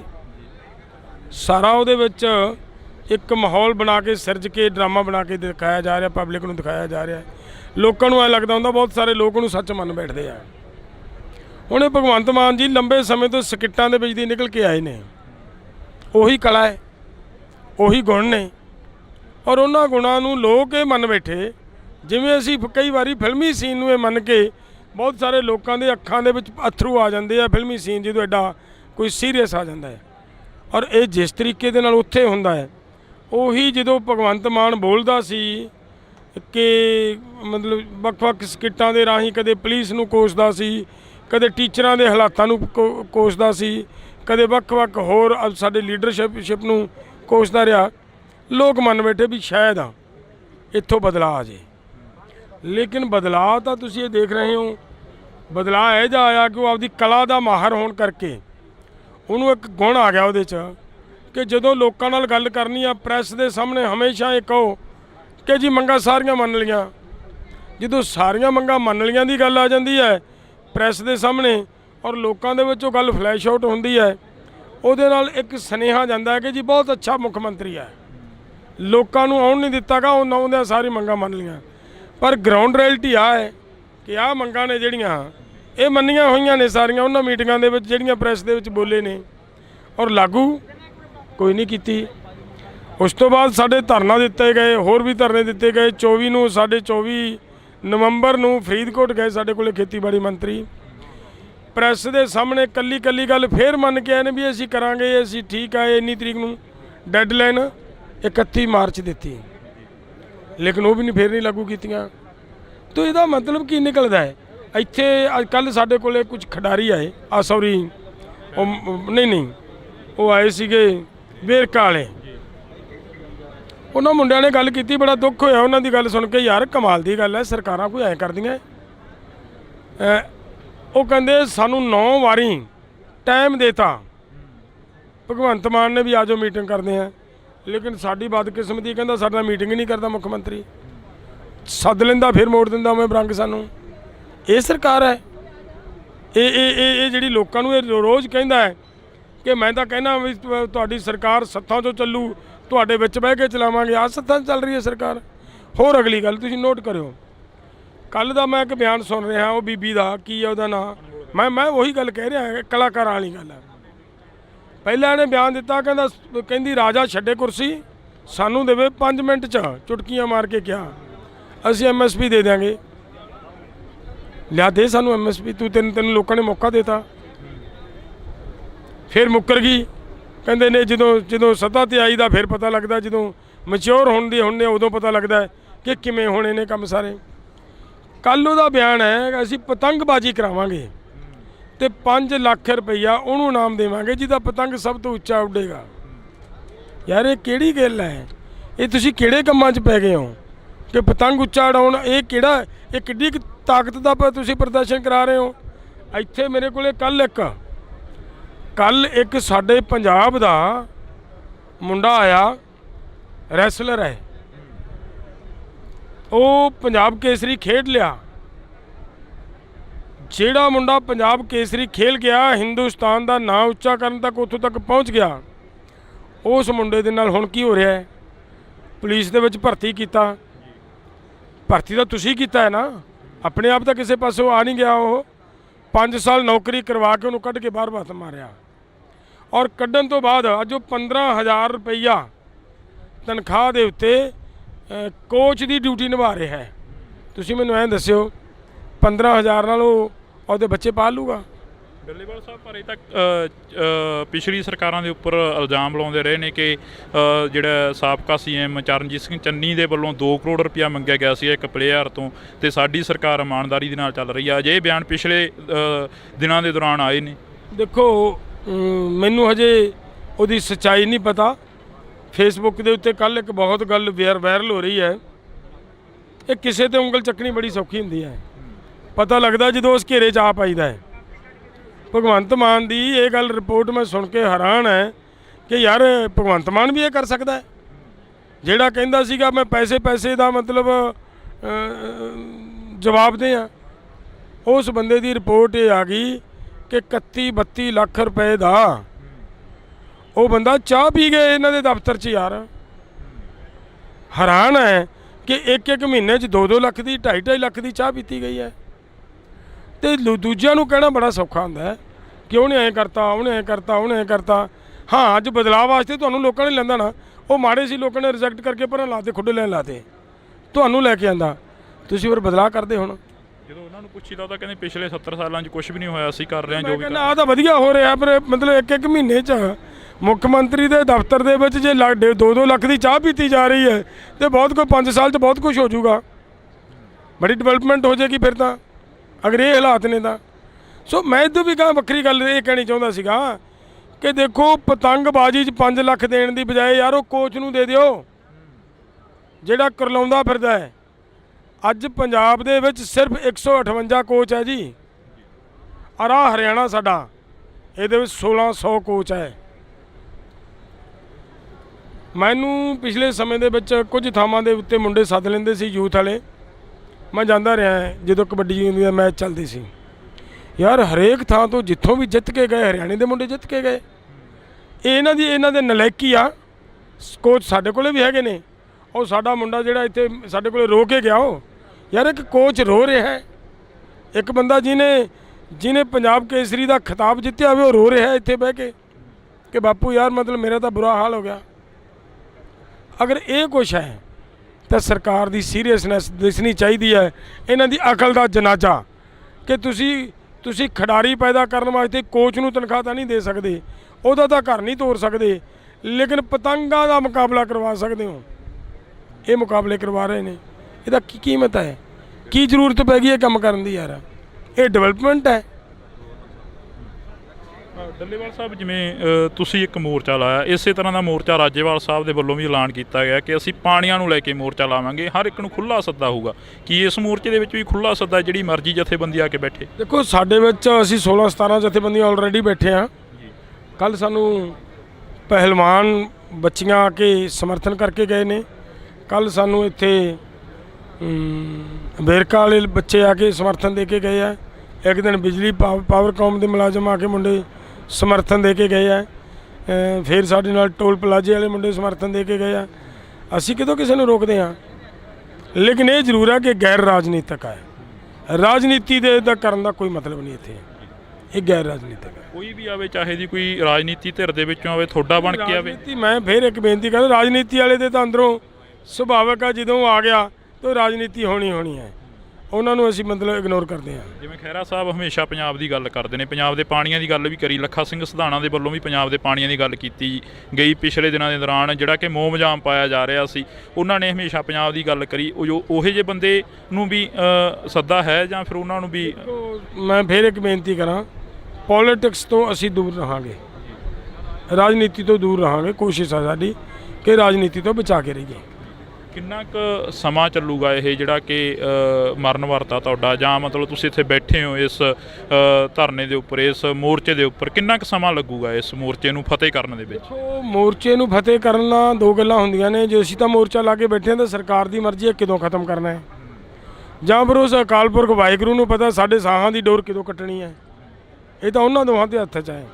ਅਸੀਂ ਤਾਂ ਮੋਰਚੇ ਤੇ ਬੈਠੇ ਹਾਂ। ਜਦੋਂ ਪਿਛਲੀ ਵਾਰ ਆਪਾਂ ਫਰੀਦਕੋਟ ਮਿਲੇ ਸੀ ਤਾਂ ਉਦੋਂ ਵੀ ਇਹੋ ਹੀ ਗੱਲ ਹੋਈ ਸੀ ਕਿ ਸਰਕਾਰ ਦੀ ਮਰਜ਼ੀ ਆ ਕਦੋਂ ਖਤਮ ਕਰਨਾ। ਖੇਤੀਬਾੜੀ ਮੰਤਰੀ ਕੁਲਦੀਪ ਸਿੰਘ ਧਾਲੀਵਾਲ ਆ ਕੇ ਤੁਹਾਡੇ ਕੋਲ ਬੈਠਦੇ ਨੇ, ਤੁਹਾਡੇ ਨਾਲ ਵਿਚਾਰ ਚਰਚਾ ਹੁੰਦੀ ਆ, ਤਾਂ ਮੋਰਚਾ ਜਿਹੜਾ ਉਹ ਚੁੱਕ ਲਿਆ ਜਾਂਦਾ। ਹੁਣ ਫੇਰ ਉਹੀ ਜਿਹਾ ਇੱਕ ਮੋਰਚਾ ਫੇਰ ਲਗਾਉਣਾ ਪੈ ਗਿਆ। ਹੁਣ ਤਾਂ ਖੇਤੀਬਾੜੀ ਮੰਤਰੀ ਵੀ ਬਦਲ ਦਿੱਤਾ ਗਿਆ, ਇਹਨਾਂ ਨੇ ਗੁਰਮੀਤ ਸਿੰਘ ਖੁੱਡੀਆਂ ਨੂੰ ਜਿਹੜਾ ਕਿ ਖੇਤੀਬਾੜੀ ਮੰਤਰੀ ਬਣਾ ਦਿੱਤਾ ਗਿਆ। ਕੀ ਉਹਨਾਂ ਦੇ ਉੱਪਰ ਵਿਸ਼ਵਾਸ ਉੱਠ ਗਿਆ ਸੀ, ਜਾਂ ਕਿਵੇਂ ਗੱਲਬਾਤ ਹੋਈ ਹੈ? ਜਿਹੜੀ ਉਹਨਾਂ ਨਾਲ ਗੱਲਬਾਤ ਹੋਈ ਆ ਉਹੀ ਗੱਲਾਂ ਬਾਤਾਂ ਹੋਣਗੀਆਂ ਗੁਰਮੀਤ ਸਿੰਘ ਖੁੱਡੀਆਂ ਨਾਲ, ਜਾਂ ਫਿਰ ਕੋਈ ਬਦਲ ਕੇ ਹੋਣਗੀਆਂ?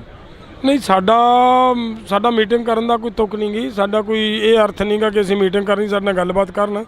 ਸਾਡੀਆਂ ਮੰਨੀਆਂ ਹੋਈਆਂ ਮੰਗਾਂ ਨੇ, ਮੰਨੀਆਂ ਹੋਈਆਂ ਮੰਗਾਂ ਨੂੰ ਲਾਗੂ ਕਰਨਾ ਸਾਡਾ ਮਤਲਬ ਸਿਰਫ ਇੰਨਾ ਹੈ। ਸਾਡਾ ਕਿਸੇ ਨਾਲ ਮੀਟਿੰਗ ਕਰਨ ਦਾ ਕੋਈ ਮਤਲਬ ਨਹੀਂ। ਉਹ ਤੁਸੀਂ ਦੇਖੀ ਹੈ ਕਿ ਪ੍ਰੈਸ ਦੇ ਸਾਹਮਣੇ ਇੱਕ ਇੱਕ ਮੰਗ ਠੋਕ ਕੇ ਵਜਾ ਕੇ ਠੋਕਰ ਕੇ ਮਨਾ ਕੇ ਧੋਰਿਆ ਉਹਨੇ ਖੇਤੀਬਾੜੀ ਮੰਤਰੀ ਨੂੰ, ਫਰੀਦਕੋਟ ਆਪਾਂ ਕੁਲਦੀਪ ਧਾਲੀਵਾਲ ਨੂੰ। ਲੇਕਿਨ ਜੇ ਫਿਰ ਵੀ ਇਹ ਮੁੱਕਰ ਰਹੇ ਨੇ ਤਾਂ ਇਹਦੂ ਗਏ ਗੁਜ਼ਰੇ ਤੇ ਇਹਦੂ ਗਰਕਿਆ ਬੰਦਾ ਕੌਣ ਹੋ ਸਕਦਾ ਹੈ ਕਿ ਜਿਹੜਾ ਬੰਦਾ ਆਪਦੀ ਜ਼ਬਾਨ 'ਚੋਂ ਗੱਲ ਕਹਿ ਗਿਆ ਆਪਦੀ ਪਬਲਿਕ ਨੂੰ, ਆਪਦੇ ਲੋਕਾਂ ਨੂੰ, ਔਰ ਉਹਦੇ ਤੋਂ ਮੁੱਕਰ ਰਿਹਾ ਹੋਵੇ, ਮੈਨੂੰ ਲੱਗਦਾ ਇਹਦੂ ਘਟੀਆ ਬੰਦਾ ਕੋਈ ਹੋ ਨਹੀਂ ਸਕਦਾ ਦੁਨੀਆ 'ਚ। ਬਿਲਕੁਲ। ਤਾਂ ਅਸੀਂ ਬਹੁਤ ਬਹੁਤ ਧੰਨਵਾਦ ਕਰਾਂਗੇ। ਸਾਡੇ ਨਾਲ ਜਗਜੀਤ ਸਿੰਘ ਡੱਲੇਵਾਲ ਮੌਜੂਦ ਸਨ। ਤਾਂ ਅਸੀਂ ਤੁਹਾਡੇ ਨਾਲ ਥੋੜ੍ਹੀ ਜਿਹੀ ਸਾਂਝ ਇਹ ਵੀ ਪਾ ਲਈਏ ਕਿ ਪਿਛਲੇ ਦਿਨੀ ਕਾਫੀ ਜਿਹੜੀ ਕਿ ਬਿਆਨਬਾਜ਼ੀ ਚੱਲੀ ਆ, ਟਵੀਟੀ ਵੀ ਹੋਈ ਆ ਸਰਕਾਰ ਤੇ ਵਿਰੋਧੀ ਧਿਰ, ਤਾਂ ਬਿਆਨਬਾਜ਼ੀ ਵੀ ਚੱਲੀ ਆ। ਤਾਂ ਬਿਆਨਬਾਜ਼ੀ ਦੇ ਵਿੱਚ ਪ੍ਰਤਾਪ ਸਿੰਘ ਬਾਜਵਾ ਹੋਰਾਂ ਦੇ ਵੱਲੋਂ ਇਹ ਕਿਹਾ ਜਾਂਦਾ ਕਿ ਮੋਬਾਈਲ ਰਿਪੇਅਰ ਕਰਨ ਵਾਲਿਆਂ ਨੂੰ MLAs ਬਣਾ ਦਿੱਤਾ, ਤਾਂ ਦੂਸਰੇ ਪਾਸੇ ਸੱਤਾ ਧਿਰ ਦੇ ਵੱਲੋਂ ਉਹਨਾਂ ਦਾ ਪਲਟਵਾਰ ਜਿਹੜਾ ਕਿ ਜਵਾਬ ਦਿੱਤਾ ਜਾਂਦਾ। ਪਰ ਇਹਨਾਂ ਕਿਸਾਨਾਂ ਦੀ ਕੌਣ ਸੁਣੂ, ਇਹ ਤਾਂ ਇੱਕ ਸਵਾਲ ਬਣਿਆ ਹੋਇਆ। ਜਿਸ ਸਰਕਾਰ ਨੇ ਇਹ ਕਿਹਾ ਹੋਵੇ ਕਿ ਸੱਥਾਂ ਦੇ ਵਿੱਚੋਂ ਸਰਕਾਰ ਚੱਲੂ, ਖੁੰਡਾਂ ਦੇ ਉੱਤੋਂ ਸਰਕਾਰ ਚੱਲੂ, ਤਾਂ ਉਹੀ ਖੁੰਡਾਂ ਵਾਲੇ ਤੇ ਉਹੀ ਸੱਥਾਂ ਵਾਲੇ ਅੱਜ ਪਟਿਆਲੇ ਦੀ ਧਰਤੀ ਤੇ ਬੈਠੇ ਨੇ। ਤਾਂ ਪਿੱਛੇ ਵੱਡਾ ਪੋਸਟਰ ਆ, ਜਿਹੜੇ ਪੋਸਟਰ ਦੇ ਉੱਪਰ ਲੰਬੀਆਂ ਮੰਗਾਂ ਲਿਖੀਆਂ ਹੋਈਆਂ ਨੇ ਤੇ ਉਹ ਮੰਗਾਂ ਮੰਨੀਆਂ ਗਈਆਂ ਨੇ, ਤੇ ਲਾਗੂ ਕੌਣ ਕਰੂ, ਇਹ ਤਾਂ ਸਵਾਲ ਬਣਿਆ ਰਹੂਗਾ। ਦੇਖਦੇ ਹਾਂ ਕਦੋਂ ਤੱਕ ਇਹ ਆਵਾਜ਼ ਆ ਜਿਹੜੀ ਭਗਵੰਤ ਮਾਨ ਮੁੱਖ ਮੰਤਰੀ ਦੇ ਕੰਨਾਂ ਤੱਕ ਪਹੁੰਚਦੀ ਆ, ਤੇ ਕਦੋਂ ਇਹਨਾਂ ਦੀਆਂ ਮੰਗਾਂ ਨੇ ਜਿਹੜੀਆਂ ਉਹ ਲਾਗੂ ਹੁੰਦੀਆਂ ਨੇ। ਮਸਲਾ ਪੂਰੇ ਪੰਜਾਬ ਦਾ। ਤਾਂ ਤੁਸੀਂ ਜੁੜੇ ਰਹਿਣਾ ਇੰਡੋਜ਼ TV ਦੇ ਨਾਲ। ਮੇਰੇ ਸਹਿਯੋਗੀ ਸਾਥੀ ਸੁਖੀ ਦੇ ਨਾਲ ਮੈਨੂੰ ਹਰਜਿੰਦਰ ਸਿੰਘ ਢਿੱਲੋਂ ਨੂੰ ਦਿਓ ਜੀ ਇਜਾਜ਼ਤ। ਧੰਨਵਾਦ। ਪੰਜਾਬ ਨੇ ਮੈਨੂੰ ਨਹੀਂ ਲੱਗਦਾਗਾ ਤੁਹਾਨੂੰ ਕੋਈ ਵੀ ਪਲ ਇਹੋ ਜਿਹਾ ਲੰਘਿਆ ਹੋਵੇ ਪੰਜਾਬੀਆਂ ਦਾ ਕਿ ਕਦੇ ਵੀ ਪੰਜਾਬੀਆਂ ਨੇ ਸੁੱਖ ਦੀ ਨੀਂਦ ਸੌਂ ਕੇ ਦੇਖਿਆ ਹੋਵੇ। ਜਿਵੇਂ ਪੰਜਾਬ ਦੇ ਵਿੱਚ ਮੋਰਚਿਆਂ ਦੀ ਗੱਲ ਕਰ ਰਹੇ ਆ, ਅੱਜ ਤੁਸੀਂ ਬਿਜਲੀ ਨੂੰ ਲੈ ਕੇ ਇੱਕ ਮੋਰਚਾ ਲਗਾਇਆ ਹੋਇਆ ਪਾਵਰਕਾਮ ਦੇ ਬਾਹਰ। ਕਦੇ ਪਹਿਲਵਾਨ ਜਾ ਕੇ ਦਿੱਲੀ ਦੀ ਧਰਤੀ ਤੇ ਬੈਠ ਜਾਂਦੇ ਨੇ, ਮਰਨ ਵਰਤ ਰੱਖ ਲੈਂਦੇ ਨੇ, ਕਦੇ ਹੋਰ ਅਨੇਕਾਂ ਮੋਰਚੇ ਲੱਗੇ ਨੇ। ਕੀ ਪੰਜਾਬ ਨੂੰ ਅਜਿਹਾ ਪੰਜਾਬ ਹੀ ਚਾਹੀਦਾ ਸੀ, ਰੰਗਲਾ ਪੰਜਾਬ, ਜਾਂ ਕੁਛ ਹੋਰ ਸੀ? ਕਲਾਕਾਰ ਹੋਣਾ ਇੱਕ ਵੱਖਰਾ ਵਿਸ਼ਾ ਹੈ। ਆਪਾਂ ਫਿਲਮਾਂ ਦੇਖਦੇ ਹਾਂ, ਫਿਲਮ ਦੇ ਵਿੱਚ ਸੱਚਾਈ ਤਾਂ 0% ਵੀ ਨਹੀਂ ਹੁੰਦੀ। ਸਾਰਾ ਉਹਦੇ ਵਿੱਚ ਇੱਕ ਮਾਹੌਲ ਬਣਾ ਕੇ ਸਿਰਜ ਕੇ ਡਰਾਮਾ ਬਣਾ ਕੇ ਦਿਖਾਇਆ ਜਾ ਰਿਹਾ, ਪਬਲਿਕ ਨੂੰ ਦਿਖਾਇਆ ਜਾ ਰਿਹਾ। ਲੋਕਾਂ ਨੂੰ ਇਹ ਲੱਗਦਾ ਹੁੰਦਾ ਬਹੁਤ ਸਾਰੇ ਲੋਕ ਨੂੰ ਸੱਚ ਮੰਨਦੇ। 140 करोड़ लोगों को इकट्ठे होके देश को बचाना पड़ेगा।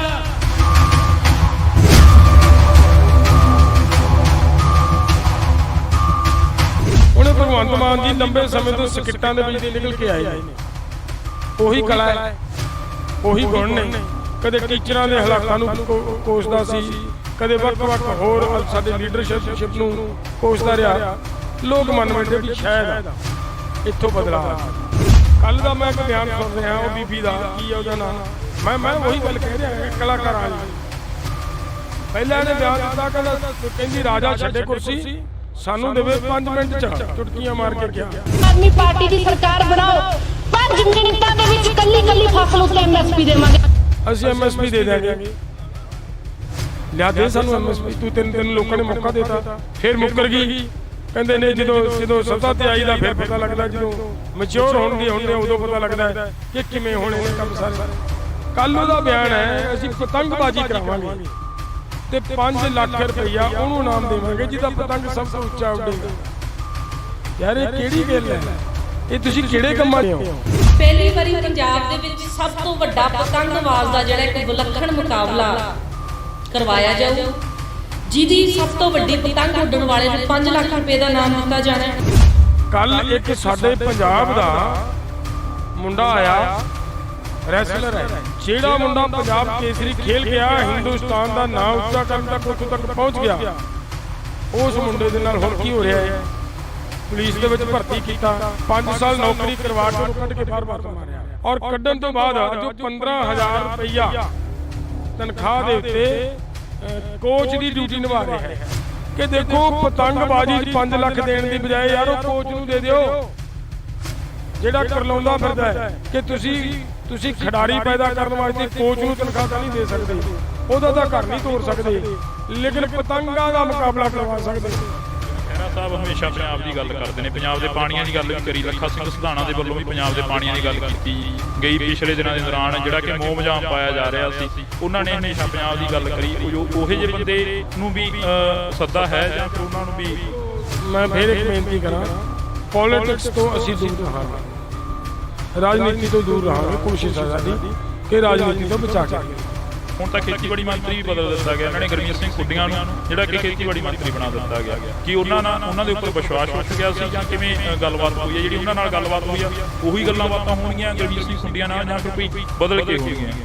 ਸਾਡਾ ਕਿਸੇ ਨਾਲ ਮੀਟਿੰਗ ਕਰਨ ਦਾ ਕੋਈ ਮਤਲਬ ਨਹੀਂ। ਉਹ ਤੁਸੀਂ ਦੇਖੀ ਹੈ ਕਿ ਪ੍ਰੈਸ ਦੇ ਸਾਹਮਣੇ ਇੱਕ ਮੰਗ ਠੋਕ ਕੇ ਵਜਾ ਕੇ ਠੋਕਰ ਕੇ ਮਨਾ ਕੇ ਧੋਰਿਆ ਉਹਦਾ ਖੇਤੀਬਾੜੀ ਮੰਤਰੀ ਨੂੰ ਫਰੀਦਕੋਟ ਆਪਾਂ ਕੁਲਦੀਪ ਧਾਲੀਵਾਲ ਨਾਲ। ਲੇਕਿਨ ਜੇ ਫਿਰ ਵੀ ਇਹ ਮੁੱਕਰ ਰਹੇ ਨੇ ਤਾਂ ਇਹਨੂੰ ਗਏ ਗੁਜਰੇ ਤੇ ਇਹਨੂੰ ਗਰਕਿਆ ਬੰਦਾ ਕੌਣ ਹੋ ਸਕਦਾ?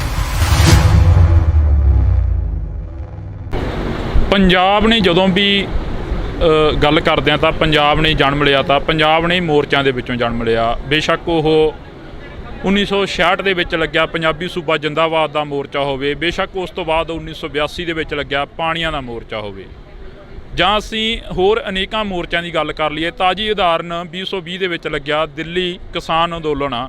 ਤਾਂ ਦਿੱਲੀ ਦੇ ਵਿੱਚੋਂ ਕਿਸਾਨ ਜਿੱਤ ਕੇ ਘਰਾਂ ਨੂੰ ਵਾਪਸ ਪਰਤਦੇ ਨੇ। 3 ਜਿਹੜੇ ਆਰਡੀਨੈਂਸ ਹੁੰਦੇ ਨੇ, ਕਾਨੂੰਨ ਹੁੰਦੇ ਨੇ, ਉਹ ਵਾਪਸ ਲਏ ਜਾਂਦੇ ਨੇ ਸੈਂਟਰ ਸਰਕਾਰ ਦੇ ਵੱਲੋਂ। ਪਰ ਪੰਜਾਬ ਹਮੇਸ਼ਾ ਮੋਰਚਿਆਂ ਦੀ ਧਰਤੀ ਬਣਦਾ ਨਜ਼ਰ ਆ ਰਿਹਾ। ਤਾਂ ਅੱਜ ਅਸੀਂ ਇੱਕ ਅਜਿਹੇ ਮੋਰਚੇ ਤੇ ਬੈਠੇ ਹਾਂ ਜਿਸ ਮੋਰਚੇ ਦੀ ਬੇਹੱਦ ਲੋੜ ਵੀ ਸੀ ਪੰਜਾਬ ਨੂੰ, ਤੇ ਪੰਜਾਬ ਦੀ ਧਰਤੀ ਤੋਂ ਉੱਠੇ ਜਗਜੀਤ ਸਿੰਘ ਡੱਲੇਵਾਲ ਸਾਡੇ ਨਾਲ ਮੌਜੂਦ ਨੇ, ਕਿਸਾਨ ਆਗੂ ਨੇ। ਤਾਂ ਪਟਿਆਲੇ ਦੇ ਵਿੱਚ ਮੌਜੂਦ ਹਾਂ, ਤਾਂ ਅਸੀਂ ਗੱਲਬਾਤ ਕਰਾਂਗੇ ਜੀ। ਬਹੁਤ ਬਹੁਤ ਸਵਾਗਤ ਹੈ ਇੰਡੋਜ਼ ਟੀਵੀ। ਸ਼ੁਕਰੀਆ ਜੀ, ਧੰਨਵਾਦ, ਮਿਹਰਬਾਨੀ। ਡੱਲੇਵਾਲ ਸਾਹਿਬ, ਜਿਵੇਂ ਮੈਂ ਸ਼ੁਰੂਆਤ ਦੇ ਵਿੱਚ ਕਿਹਾ ਕਿ ਪੰਜਾਬ ਨੇ ਜਦੋਂ ਜਨਮ ਲਿਆ ਮੋਰਚਿਆਂ ਦੀ ਧਰਤੀ ਦੇ ਵਿੱਚੋਂ ਹੀ ਜਨਮ ਲਿਆ, ਮੋਰਚਿਆਂ ਦੇ ਵਿੱਚੋਂ ਪੰਜਾਬ ਨਿਕਲਿਆ। ਅੱਜ ਫੇਰ ਇੱਕ ਮੋਰਚਾ ਲੱਗਿਆ ਗਾ। ਦੇਖੋ, ਇੱਕ ਕਹਾਵਤ ਹੈ ਕਿ ਕਾਬਲ ਦੇ ਜੰਮਿਆਂ ਨੂੰ ਨਿਤ ਮਹਿਮਾ, ਇਹ ਸੇਮ ਪੰਜਾਬ ਤੇ ਵੀ ਲਾਗੂ ਹੈ। ਪੰਜਾਬ ਨੇ, ਮੈਨੂੰ ਨਹੀਂ ਲੱਗਦਾ ਗਾ ਤੁਹਾਨੂੰ ਕੋਈ ਵੀ ਪਲ ਇਹੋ ਜਿਹਾ ਲੰਘਿਆ ਹੋਵੇ ਪੰਜਾਬੀਆਂ ਦਾ ਕਿ ਕਦੇ ਵੀ ਪੰਜਾਬੀਆਂ ਨੇ ਸੁੱਖ ਦੀ ਨੀਂਦ ਸੌਂ ਕੇ ਦੇਖਿਆ ਹੋਵੇ। ਹਰ ਵਕਤ ਅੰਦੋਲਨ ਦੇ ਰਾਹ 'ਤੇ ਰਹੇ ਨੇ ਲੋਕ। ਮਿਸਲਾਂ ਦਾ ਸਮਾਂ ਦੇਖੋ, ਉਦੋਂ ਪਹਿਲਾਂ ਗੁਰੂ ਸਾਹਿਬਾਨਾਂ ਦਾ ਸਮਾਂ ਦੇਖੋ। ਜੋ ਕੁਝ ਸਾਡੇ ਨਾਲ ਵਾਪਰਦਾ ਰਿਹਾ, ਜੋ ਧੱਕੇਸ਼ਾਹੀ ਦੇ ਖਿਲਾਫ ਆਵਾਜ਼ ਚੁੱਕੀ ਗਈ ਹੈ, ਪੰਜਾਬ ਨਾਲ ਨਹੀਂ ਹੈ ਗੱਲ ਇਹ ਹੈ ਕਿ ਧੱਕੇਸ਼ਾਹੀ ਦੇ ਖਿਲਾਫ, ਬੇਇਨਸਾਫੀ ਦੇ ਖਿਲਾਫ ਆਵਾਜ਼ ਕੌਣ ਚੱਕਦਾ ਹੈ। ਜਿਹੜਾ ਬੇਇਨਸਾਫੀ ਦੇ ਖਿਲਾਫ ਆਵਾਜ਼ ਚੁੱਕੇਗਾ ਉਹਨੂੰ ਅੰਦੋਲਨ ਦੇ ਰਾਹ 'ਤੇ ਤੁਰਨਾ ਹੀ ਪਏਗਾ। ਔਰ ਪੰਜਾਬ ਉਹ ਕਰਦਾ ਰਿਹਾ। ਪੰਜਾਬ ਦੀ ਤਸਵੀਰ ਹੈ ਉਹ ਹਮੇਸ਼ਾ ਬੋਲਣ ਦੀ। ਕਦੇ ਗੁਰੂ ਨਾਨਕ ਪਾਤਸ਼ਾਹ ਨੇ ਕਿਹਾ, ਬਾਬਰ ਨੂੰ ਜਾਬਰ ਕਿਹਾ, ਪਰਵਾਹ ਨਹੀਂ ਕੀਤੀ। ਇਸ ਗੱਲ ਦੀ ਕੋਈ ਚਿੰਤਾ ਨਹੀਂ ਕੀਤੀ ਕਿ ਕਿੱਡਾ ਜ਼ਾਲਮ ਹੈ, ਲੇਕਿਨ ਲਲਕਰ ਕੇ ਕਿਹਾ ਇਹ ਜਾਬਰ ਹੈ। ਉਸ ਤੋਂ ਬਾਅਦ ਪੰਜਵੇਂ ਮਹਾਰਾਜ ਨੇ ਤੱਤੀਆਂ ਤਵੀਆਂ ਤੇ ਬਹਿ ਕੇ ਸ਼ਾਂਤੀਪੂਰਵਕ ਢੰਗ ਦੇ ਨਾਲ ਕੁਰਬਾਨੀ ਦਿੱਤੀ। ਸਾਡੇ ਨੌਵੇਂ ਮਹਾਰਾਜ ਨੇ ਕੁਰਬਾਨੀ ਦਿੱਤੀ। ਇਹ ਪੰਜਾਬ ਦੇ ਲੋਕਾਂ ਦੇ ਖੂਨ ਦੇ ਵਿੱਚ ਉਹ ਅੰਸ਼ ਹੈ, ਉਹ ਸੋਚ ਹੈ। ਉਸ ਤੋਂ ਬਾਅਦ ਉਸ ਸੋਚ ਨੇ ਇੰਨੀ ਤਾਕਤ ਫੜੀ ਕਿ ਜਿਸ ਵੇਲੇ ਹਰੀ ਸਿੰਘ ਨਲੂਏ ਵਰਗਿਆਂ ਦਾ ਟਾਈਮ ਆਇਆ, ਜੱਸਾ ਸਿੰਘ ਆਹਲੂਵਾਲੀਆਂ ਦਾ ਟਾਈਮ ਆਇਆ ਦਾ, ਉਹਨਾਂ ਦਾ ਸਮਾਂ ਆਇਆ ਜਦੋਂ ਕਿ ਸਿੱਖ ਬਿਖਰੇ ਸੀ, ਵੱਖ-ਵੱਖ ਮਿਸਲਾਂ ਦੇ ਰੂਪ 'ਚ ਵਿਚਰ ਰਹੇ ਸੀ। ਉਸ ਵੇਲੇ ਵੀ ਜਦੋਂ ਹਿੰਦੁਸਤਾਨ ਦੀ ਇੱਜ਼ਤ ਨੂੰ ਹੱਥ ਪਾਇਆ ਨਾ ਕਿਸੇ ਨੇ, ਅਗਲਿਆਂ ਨੇ ਮੁਕਾਬਲਾ ਕੀਤਾ, ਟੱਕਰ ਰਹੀ।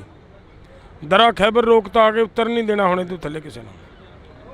ਤੋ ਜੇ ਇਹ ਸਾਡੇ ਮਤਲਬ ਖੂਨ 'ਚ ਹੈ। ਦੇਸ਼ ਦੀ ਆਜ਼ਾਦੀ ਦੀ ਲੜਾਈ ਲੜੀ ਗਈ, ਉਸ ਤੋਂ ਬਾਅਦ 92% ਕੁਰਬਾਨੀਆਂ ਦਿੱਤੀਆਂ ਇਹਨਾਂ ਲੋਕਾਂ ਨੇ। ਇਹ ਕੋਈ ਇਹ ਨਹੀਂ ਹੈ ਕਿ ਇੱਥੇ ਕੋਈ ਅਸੀਂ ਖੁਰਾਕ ਉਹੋ ਜਿਹੀ ਖਾਂਦੇ ਹਾਂ, ਇਹ ਨਹੀਂ ਹੈ। ਸਾਡਾ ਜੀਨ ਹੈ, ਇਹਨਾਂ ਪੰਜਾਬ ਦੇ ਲੋਕਾਂ ਦਾ ਇੱਕ ਜੀਨ ਹੈ ਜਿਹੜਾ ਇਹਨਾਂ ਨੂੰ ਧੱਕੇਸ਼ਾਹੀ ਬਰਦਾਸ਼ਤ ਕਰਨ ਨਹੀਂ ਦਿੰਦਾ। ਉਹਦੇ ਖਿਲਾਫ ਇਹ ਆਵਾਜ਼ ਉੱਠਦੀ ਰਹਿੰਦੀ ਹੈ। ਡੱਲੇਵਾਲ ਸਾਹਿਬ, ਜਿਵੇਂ ਪੰਜਾਬ ਦੇ ਵਿੱਚ ਮੋਰਚਿਆਂ ਦੀ ਗੱਲ ਕਰ ਰਹੇ ਹਾਂ, ਅੱਜ ਤੁਸੀਂ ਬਿਜਲੀ ਨੂੰ ਲੈ ਕੇ ਇੱਕ ਮੋਰਚਾ ਲਗਾਇਆ ਹੋਇਆ ਪਾਵਰਕੌਮ ਦੇ ਬਾਹਰ, ਜਿਹੜਾ ਕਿ ਇੱਕ ਮੋਰਚਾ ਚੱਲ ਰਿਹਾ ਹੈਗਾ, ਪਰ ਸਰਕਾਰ ਦੇ ਵੱਲੋਂ ਜਿਹੜਾ ਕਿ ਤਹਈਆ ਕੀਤਾ ਜਾ ਰਿਹਾ ਕਿ ਪੰਜਾਬ ਨੂੰ ਅਸੀਂ ਫੇਰ ਉਹੀ ਪੰਜਾਬ ਬਣਾਵਾਂਗੇ, ਰੰਗਲਾ ਪੰਜਾਬ ਬਣਾਵਾਂਗੇ। ਕੀ ਇਹੋ ਹੀ ਰੰਗਲਾ ਪੰਜਾਬ ਸੀ ਕਿ ਕਦੇ ਜਗਜੀਤ ਸਿੰਘ ਡੱਲੇਵਾਲ ਦੂਜੀ ਵਾਰ ਮਰਨ ਵਰਤ 'ਤੇ ਬਹਿੰਦੇ ਨੇ, ਕਦੇ ਪਹਿਲਵਾਨ ਜਾ ਕੇ ਦਿੱਲੀ ਦੀ ਧਰਤੀ 'ਤੇ ਬੈਠ ਜਾਂਦੇ ਨੇ, ਮਰਨ ਵਰਤ ਰੱਖ ਲੈਂਦੇ ਨੇ, ਕਦੇ ਹੋਰ ਅਨੇਕਾਂ ਮੋਰਚੇ ਲੱਗੇ ਨੇ। ਕੀ ਪੰਜਾਬ ਨੂੰ ਅਜਿਹਾ ਪੰਜਾਬ ਹੀ ਚਾਹੀਦਾ ਸੀ, ਰੰਗਲਾ ਪੰਜਾਬ, ਜਾਂ ਕੁਛ ਹੋਰ ਸੀ? ਦੇਖੋ, ਕਲਾਕਾਰ ਹੋਣਾ ਇੱਕ ਵੱਖਰਾ ਵਿਸ਼ਾ ਹੈ। ਕਲਾ ਦੇ ਮਾਧਿਅਮ ਤੋਂ ਅਸੀਂ ਲੋਕ ਧੋਖਾ ਖਾ ਗਏ। ਅਸੀਂ ਲੋਕ ਸਮਝ ਨਹੀਂ ਸਕੇ ਕਿ ਕਲਾਕਾਰ ਦੀ ਕਲਾ ਦੇ ਵਿੱਚ, ਜਿਵੇਂ ਆਪਾਂ ਫਿਲਮਾਂ ਦੇਖਦੇ ਹਾਂ, ਫਿਲਮ ਦੇ ਵਿੱਚ ਸੱਚਾਈ ਤਾਂ 0% ਵੀ ਨਹੀਂ ਹੁੰਦੀ।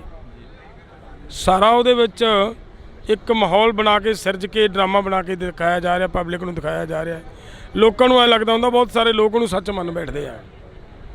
ਹੁਣ ਇਹ ਭਗਵੰਤ ਮਾਨ ਜੀ ਲੰਬੇ ਸਮੇਂ ਤੋਂ ਸਕਿੱਟਾਂ ਦੇ ਵਿੱਚ ਦੀ ਨਿਕਲ ਕੇ ਆਏ ਨੇ।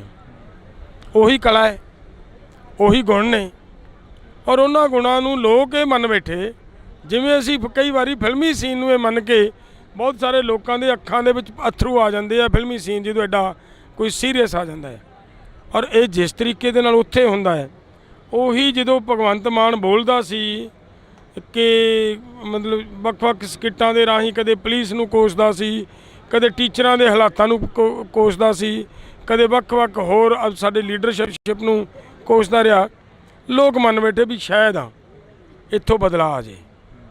ਲੇਕਿਨ ਬਦਲਾਅ ਤਾਂ ਤੁਸੀਂ ਇਹ ਦੇਖ ਰਹੇ ਹੋ, ਬਦਲਾਅ ਇਹ ਜਿਹਾ ਆਇਆ ਕਿ ਉਹ ਆਪਦੀ ਕਲਾ ਦਾ ਮਾਹਰ ਹੋਣ ਕਰਕੇ ਉਹਨੂੰ ਇੱਕ ਗੁਣ ਆ ਗਿਆ ਉਹਦੇ 'ਚ ਕਿ ਜਦੋਂ ਲੋਕਾਂ ਨਾਲ ਗੱਲ ਕਰਨੀ ਆ, ਪ੍ਰੈਸ ਦੇ ਸਾਹਮਣੇ ਹਮੇਸ਼ਾ ਇਹ ਕਹੋ ਕਿ ਜੀ ਮੰਗਾਂ ਸਾਰੀਆਂ ਮੰਨ ਲਈਆਂ।